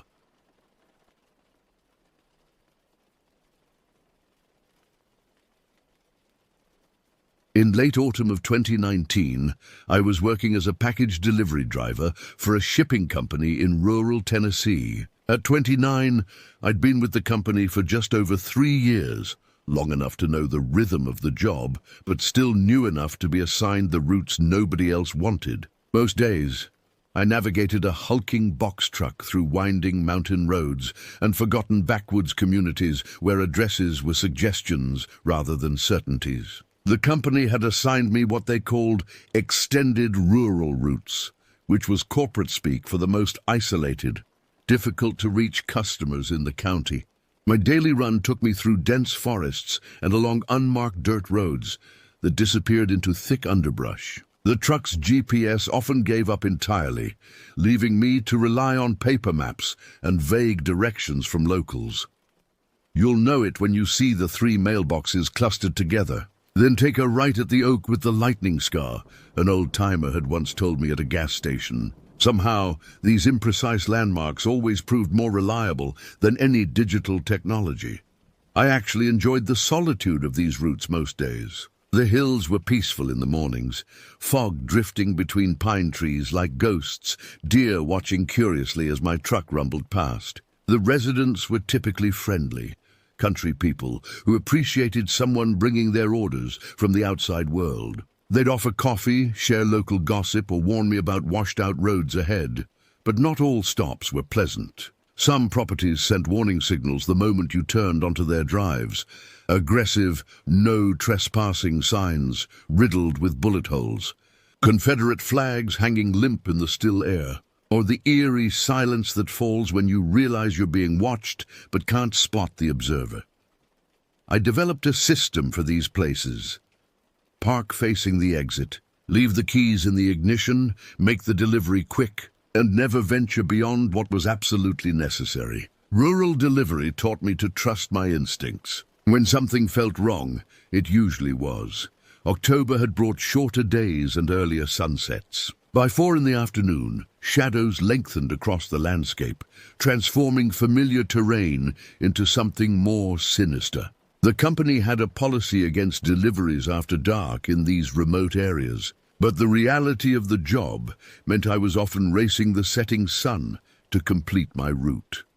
That particular day had started normally enough. I'd loaded my truck before dawn, checked my manifest, and headed out as the first hints of sunrise colored the eastern sky. The weather had turned unseasonably cold, and a thin layer of frost covered the ground. My breath formed small clouds in the cab as I worked through my morning deliveries. Nothing about that day suggested it would permanently alter how I viewed my job, my safety, or my understanding of what people are capable of hiding in plain sight. By early afternoon, I'd worked through 2/3 of my packages. The remaining deliveries took me deeper into the county, beyond cell service, and into areas where houses appeared only occasionally through breaks in the dense forest. The roads narrowed, pavement giving way to gravel, then to rutted dirt paths barely wide enough for my truck. My next drop-off was marked on my manifest simply as 16708 Timber Ridge Road. The address had a note attached, "End of road, no house number visible." This wasn't unusual for rural deliveries, but something about this particular note made me pause. I'd been down Timber Ridge Road before, delivering to houses near its entrance, but never to its end.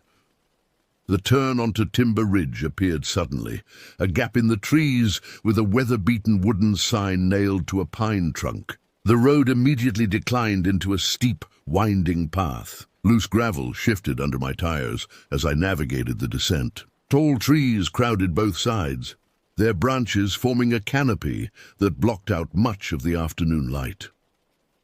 I passed several mailboxes clustered at the road's entrance. The occupied properties were always closer to the main road.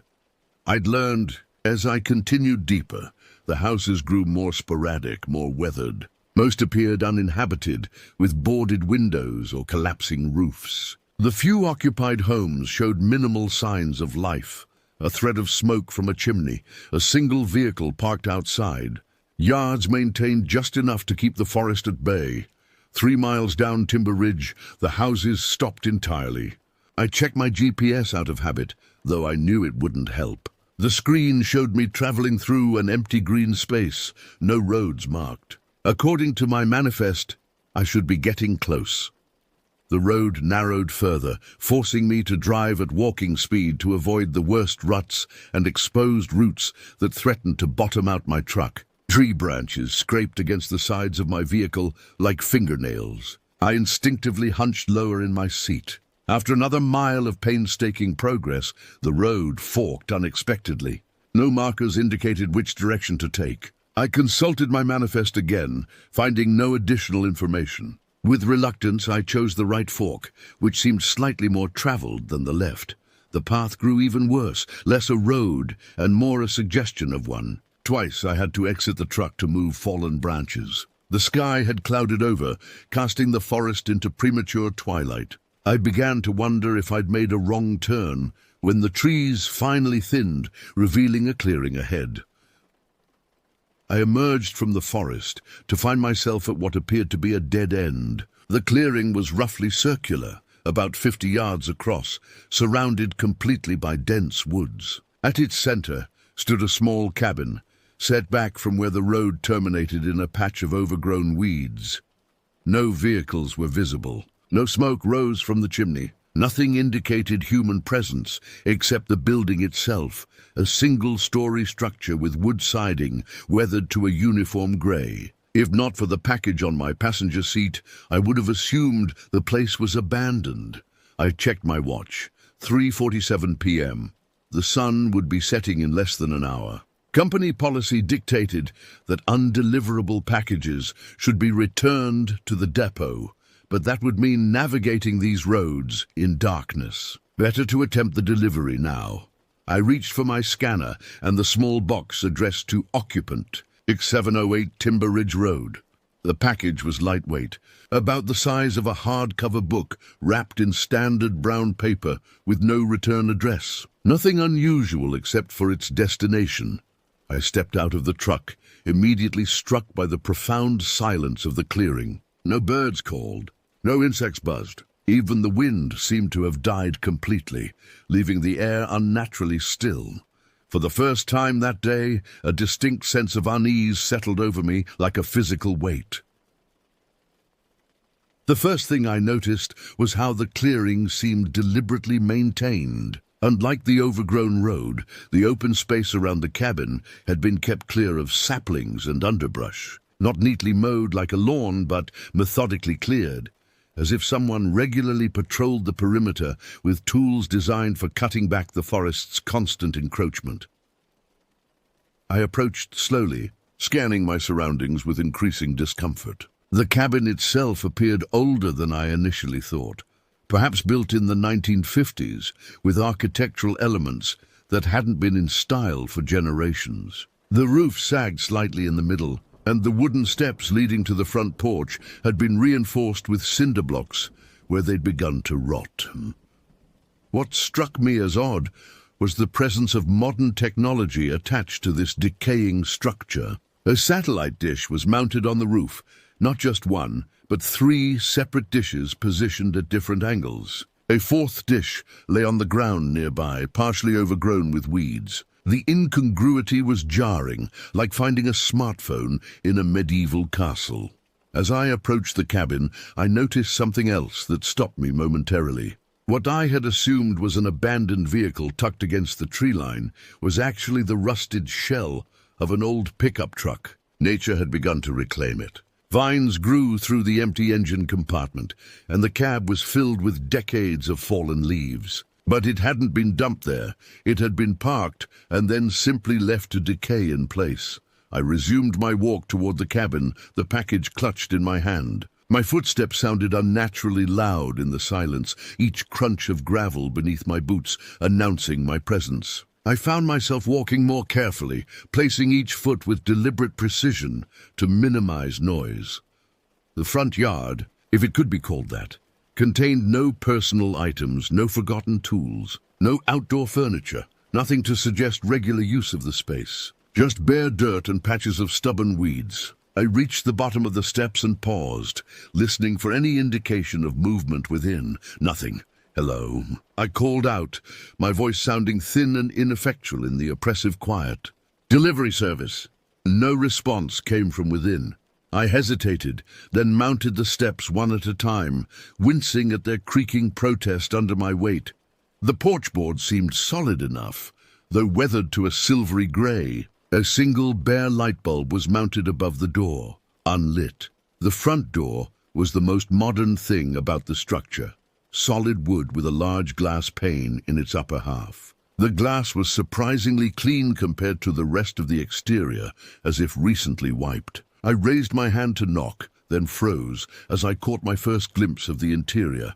Through the glass, I could see directly into what should have been the main living area. The room was completely empty, except for two metal folding chairs placed in its center. Not against a wall, not arranged conversationally, but positioned side by side, both facing the corner of the room. The corner itself contained nothing.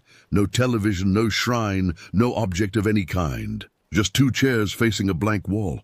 I felt the hairs on my arms stand on end. Something about those chairs, their deliberate placement, their solitary purpose, suggested a ritual or behavior I couldn't comprehend. They seemed to be waiting for occupants. I nearly turned away then. Every instinct urged me to return to my truck and leave the package on the porch. But professional habit took over, and I knocked firmly on the doorframe. The sound echoed through the apparently empty structure. I waited 30 seconds, then knocked again, louder this time. "Package delivery!" I called out, my voice noticeably strained. When no response came, I tried the door handle, finding it locked. Following protocol, I set the package down in front of the door, took a photo with my scanner to confirm delivery, and backed away, still facing the cabin. As I retreated, my gaze drifted to a window on the side of the structure. Through dirty glass, I could make out what appeared to be a kitchen. Unlike the main room, this one contained ancient appliances, a refrigerator with rounded corners from the mid-century, a stove with mechanical dials. But like the main room, it showed no signs of recent use, no dishes, no food containers, no evidence of habitation. The entire structure appeared to be a shell, maintained just enough to keep standing, but not actually lived in. Except for those chairs, deliberately placed and waiting. My unease crystallized into genuine fear. Something was profoundly wrong with this place. Whatever its purpose, it wasn't simply a home. The decision to leave came with absolute clarity. I turned and walked briskly toward my truck, no longer concerned about the noise of my footsteps. My mind raced through possibilities, each more disturbing than the last. Was this a hunting cabin rarely used? A meeting place for illicit activities? Or something darker, a location deliberately isolated for purposes I didn't want to contemplate? As I walked, I removed my company cap and hood, improving my peripheral vision. The forest surrounding the clearing now seemed less like wilderness and more like a wall, a deliberate barrier keeping this place hidden from the outside world. I scanned the tree line, suddenly certain I was being observed. About 30 yards from my truck, the weight of unseen scrutiny became overwhelming. The sensation of being watched intensified until it felt like physical pressure against my back, increasing with each step I took away from the cabin. I resisted the urge to run, maintaining a measured pace while fighting against mounting panic. I reached my truck, fumbled briefly with the door handle, then climbed inside and immediately locked all doors. The simple click of the locks engaging provided only minimal comfort. I started the engine, its rumble unnaturally loud in the silent clearing. Before pulling away, I performed a thorough check of the truck's interior, peering into the back storage area to ensure I was truly alone. The irrational fear that someone might have slipped into my vehicle while I was at the cabin briefly overwhelmed logical thought. Finding nothing, I shifted into reverse and began the careful process of turning around in the limited space. My eyes constantly darted between my path and the cabin's front door, half expecting to see it open, revealing whoever or whatever belonged in those two chairs. The door remained closed, The cabin remained still. Nothing visibly changed as I completed my turn and pointed the truck back toward the narrow road that had brought me here.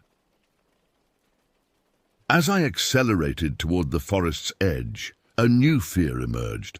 What if the road was now blocked? The thought seized me with such certainty that I nearly braked to a stop. It would be simple enough to fell a tree across the narrow path, trapping my vehicle in the clearing. I shook off the thought and pressed forward, relief washing over me as the truck entered the tunnel-like path without obstruction.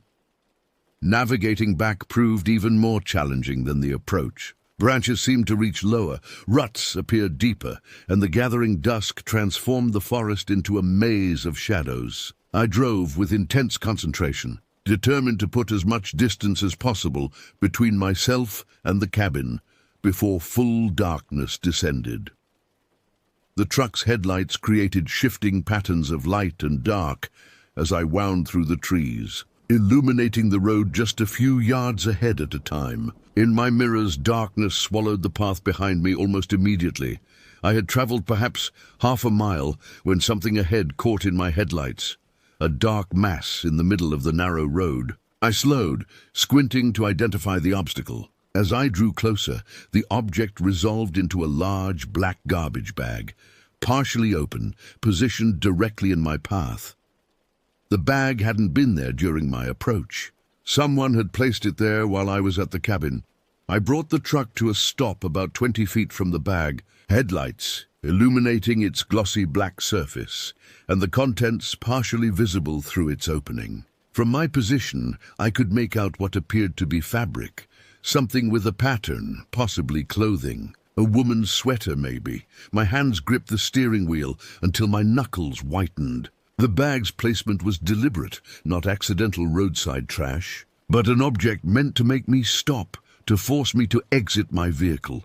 For a moment, I considered attempting to drive around it, but the narrow road offered little room to maneuver. Driving over it seemed equally dangerous.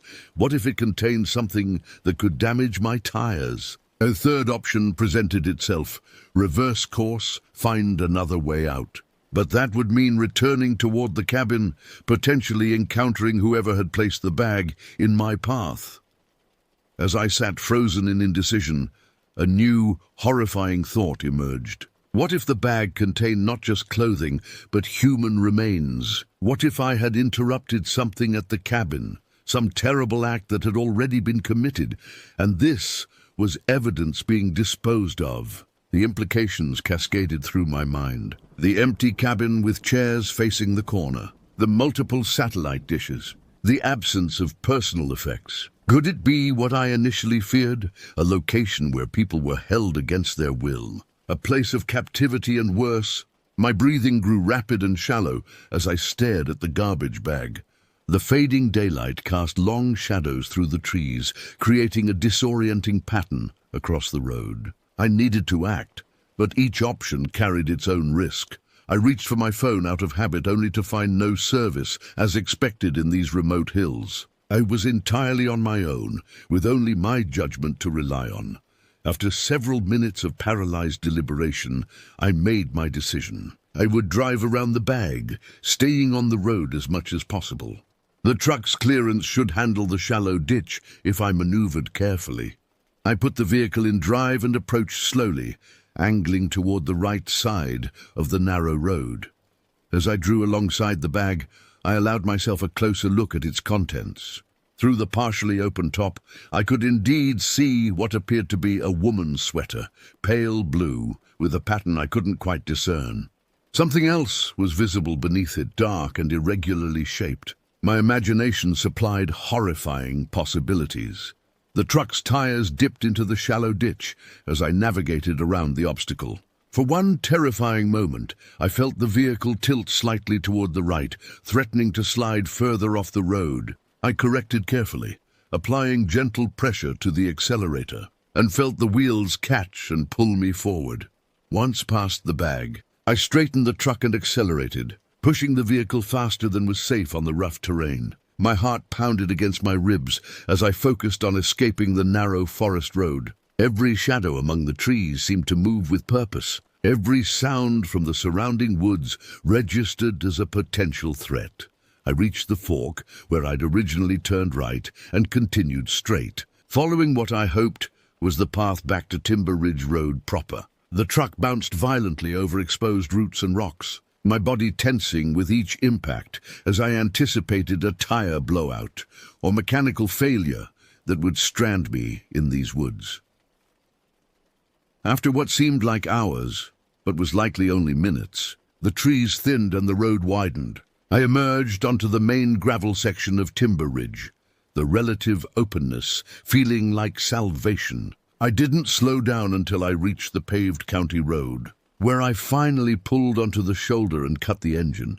The sudden silence was broken only by my ragged breathing and the ticking of the cooling engine. I sat motionless, trying to process what I'd just experienced. The rational part of my mind suggested innocent explanations, an eccentric hermit with unusual living arrangements perhaps. A hunting cabin rarely used except during specific seasons. Abandoned property with strange decorative choices, but those chairs, the multiple satellite dishes, the garbage bag appearing in my path.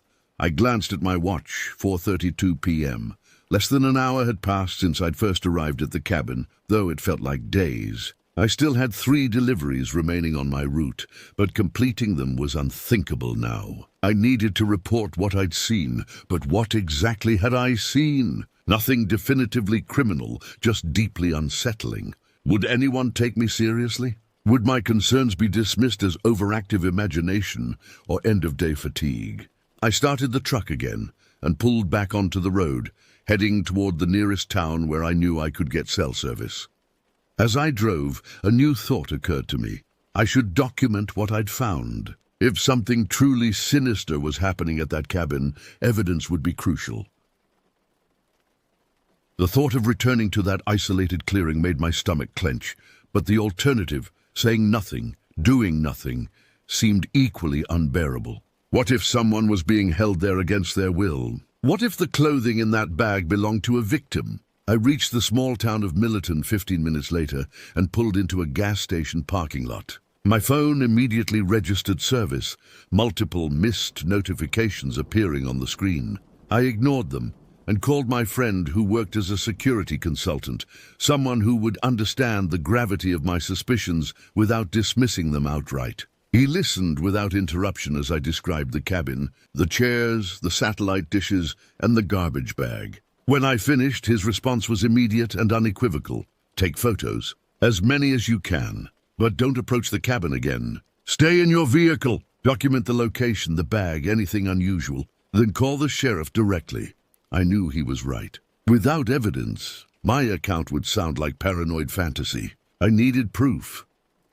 The decision to return went against every instinct for self-preservation, but I couldn't shake the feeling that something terrible was happening at that cabin, something that would continue if no one intervened. I checked my fuel gauge, 3/4 full, ensured my phone was fully charged, and texted my location and intentions to my friend as a precaution. The drive back to Timber Ridge Road felt surreal, as if I were deliberately returning to a nightmare I'd just escaped. The late afternoon had given way to early evening, the overcast sky darkening rapidly. I switched on my headlights as I turned onto the gravel road, the beams catching dust particles that swirled in the air before my truck. I drove more slowly this time, alert for any sign of other vehicles or movement along the roadside. The forest seemed different somehow, more watchful, more alive with hidden purpose. I repeatedly checked my mirrors, half expecting to see headlights following behind me. At the entrance to the narrow path leading to the cabin, I paused. The rational part of my mind argued forcefully against proceeding. I had no weapon, no backup, no real plan beyond taking photographs. If someone was monitoring the road, and the strategically placed garbage bag suggested someone was, they would know I had returned. But the thought of potential victims, perhaps at this very moment imprisoned in some hidden part of the property, overcame my hesitation. I turned onto the path, proceeding with even greater caution than before. The forest closed around me once again, branches scraping against the truck's sides. I drove at walking pace, eyes constantly scanning for obstacles or figures among the trees. The silence outside was absolute. No birds, no insects, as if all wildlife had abandoned this place. I approached the location where I'd encountered the garbage bag, slowing even further. My headlights illuminated the narrow road ahead, revealing nothing. The bag was gone. I stopped the truck, staring in disbelief at the empty road. There was no trace of the black plastic, no indication it had ever been there. I checked and double-checked my location, certain I hadn't confused the spot. This was definitely where I'd seen the bag, where I'd been forced to navigate around it less than 30 minutes earlier. Its absence confirmed my worst fears. Someone was actively monitoring this road, someone who had returned to remove evidence after I'd passed. The realization sent adrenaline coursing through my system, sharpening every sense to painful clarity. I considered turning back immediately, but forced myself to continue. If someone had removed the bag, they might have returned to the cabin as well. This might be my only chance to document whatever was happening there. I proceeded to the clearing, approaching with headlights off to minimize my visibility. The cabin appeared exactly as I'd left it, dark, still, seemingly abandoned. I parked at the forest's edge, positioning the truck for a quick exit, and took out my phone. Using the camera's zoom function, I captured images of the cabin from a distance, the external satellite dishes, the weathered structure, the clean front door with its glass pane. I photographed the surrounding clearing, the overgrown pickup truck, and what appeared to be a small shed partially hidden behind the main structure that I hadn't noticed during my first visit. I switched to video mode and recorded a brief narration, describing the location, the date and time, and what I'd observed earlier. My voice sounded strained even to my own ears, but I forced myself to provide clear, detailed information. As I finished recording, movement caught my eye. A brief flicker of light from one of the cabin's side windows. So brief I might have imagined it, except that I was staring directly at the building through my phone's screen. Someone was inside. I froze, phone still raised, barely breathing. Had they seen me? Were they watching even now, as I sat exposed in my vehicle? I started the engine with shaking hands, no longer concerned about stealth. As the headlights came on automatically, they illuminated something I hadn't noticed during my approach, a thin trail leading from the cabin into the forest on the clearing's far side. Not a formal path, but a line of disturbed vegetation, as if something heavy had been dragged repeatedly along the same route. I wanted desperately to investigate, to follow that trail and discover what lay at its end. But self-preservation finally overrode curiosity. I put the truck in reverse, executed a rapid three-point turn, and accelerated back toward the forest road. As I drove, I checked my side mirrors repeatedly, watching the cabin recede into darkness. No lights appeared in its windows. No figure emerged to pursue me. The structure simply stood in silent witness to my retreat, revealing nothing of its secrets. I didn't stop until I reached the county sheriff's office in Millerton. Pulling into the nearly empty parking lot just past 6:00 p.m. The station was a single-story brick building with fluorescent lights glowing from within, promising safety and rationality after the unsettling isolation of the forest. Inside, I approached the desk sergeant, a heavy-set man with graying hair and a skeptical expression that deepened as I explained my reason for coming in. He listened without interruption, making occasional notes, his face revealing nothing. When I finished my account and offered to show him the photos I'd taken, he nodded slowly. "So you're saying you delivered a package to an empty house, saw some chairs facing a wall, noticed some satellite dishes, and found a trash bag in the road that later disappeared." Put that way, it sounded absurdly innocuous. I tried again, emphasizing the strangeness of the scene. The deliberately positioned chairs, the trail leading into the forest, the feeling of being watched. "Mr. Baker," the sergeant said finally, using the name from my driver's license. I understand you found this situation unusual, but we can't investigate private property based on furniture arrangements or satellite equipment. As for the trash bag, people dump garbage on those back roads all the time. Someone probably picked it up. But why would it appear exactly when I was leaving the cabin? And why would someone remove it so quickly afterward? I pressed. He sighed, the sound of a man accustomed to dealing with overactive imaginations. Could be coincidence. Could be the property owner saw it and cleaned it up. Without evidence of actual criminal activity, there's not much we can do. I showed him the photos on my phone, which he examined with mild interest. They looked less compelling than I'd hoped. Just images of a run-down cabin in poor lighting, nothing visibly suspicious. "I'll tell you what," he said finally. "I'll make a note of your concerns. Deputy Wilson knows that area well. Next time he's patrolling out that way, he can drive by and check the property." It wasn't the immediate response I'd hoped for, but it was something. I provided detailed directions to the cabin, described the package I'd delivered, and gave my contact information. Before leaving, I asked one final question. Has anyone ever reported problems with that address before? The sergeant's expression changed subtly, a slight tightening around the eyes that lasted only a moment. "Not that I recall offhand," he said too casually. "But I can check the records if you'd like." "Please," I said. He typed something into his computer, studied the screen longer than seemed necessary, then looked up. "No reports associated with that specific address. But as I mentioned, Deputy Wilson knows that area. I'll have him look into it." I left the station with the distinct impression that the sergeant knew more than he was willing to share. Whether due to official procedure or personal reluctance, he had withheld something, some piece of information that might have validated my concerns. I returned to the delivery depot to complete my paperwork and park the company truck. The familiar surroundings, the fluorescent-lit warehouse, the sound of packages being sorted, co-workers chatting about ordinary frustrations, should have been comforting. Instead, they felt surreal, as if I'd returned from another dimension where the normal rules of reality didn't apply. My supervisor questioned my incomplete route, but I offered a vague explanation about feeling ill after lunch. He seemed more concerned about rescheduling the remaining deliveries than about my obvious distress. That night, I couldn't sleep. Every time I closed my eyes, I saw those chairs facing the empty corner. I imagined what might happen in that room, who might sit in those chairs, what they might be forced to watch or do or endure.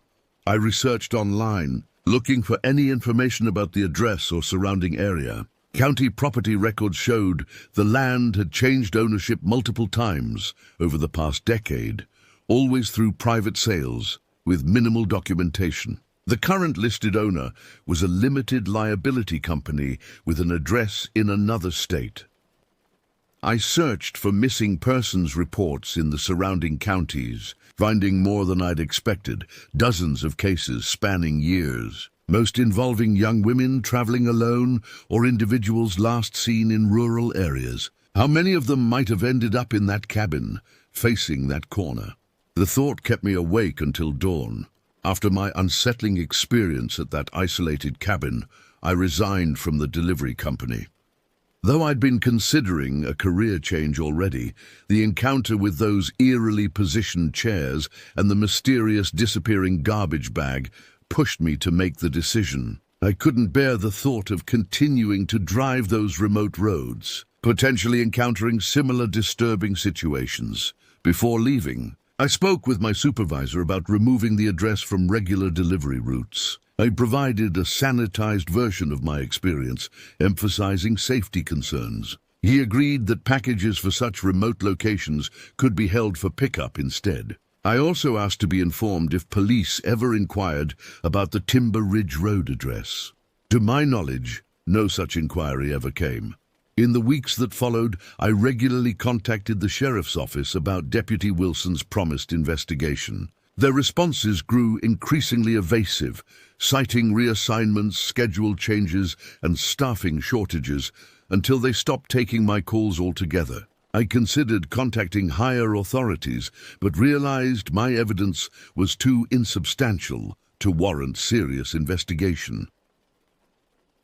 2 months later, I relocated to another county, creating physical distance between myself and Timber Ridge Road. Despite this, the memory persisted in recurring nightmares. About 6 months after the incident, I discovered a news article about hunters finding human remains in the national forest adjacent to Timber Ridge.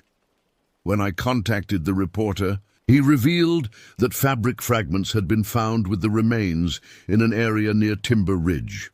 This connection left me deeply unsettled. Though I never learned whether the remains were linked to the cabin, I often wonder if I should have done more. But then I remember the oppressive sensation of being watched in that clearing and the inexplicably appearing and disappearing garbage bag. I tried to reassure myself that alerting authorities fulfilled my moral obligation. Yet during sleepless nights, I find myself wondering about subsequent deliveries to that cabin and whether others noticed those chairs facing the corner, waiting for their next occupants. Somewhere in those hills, that cabin still stands, a shell potentially harboring unimaginable horrors, hidden from a world that doesn't want to see.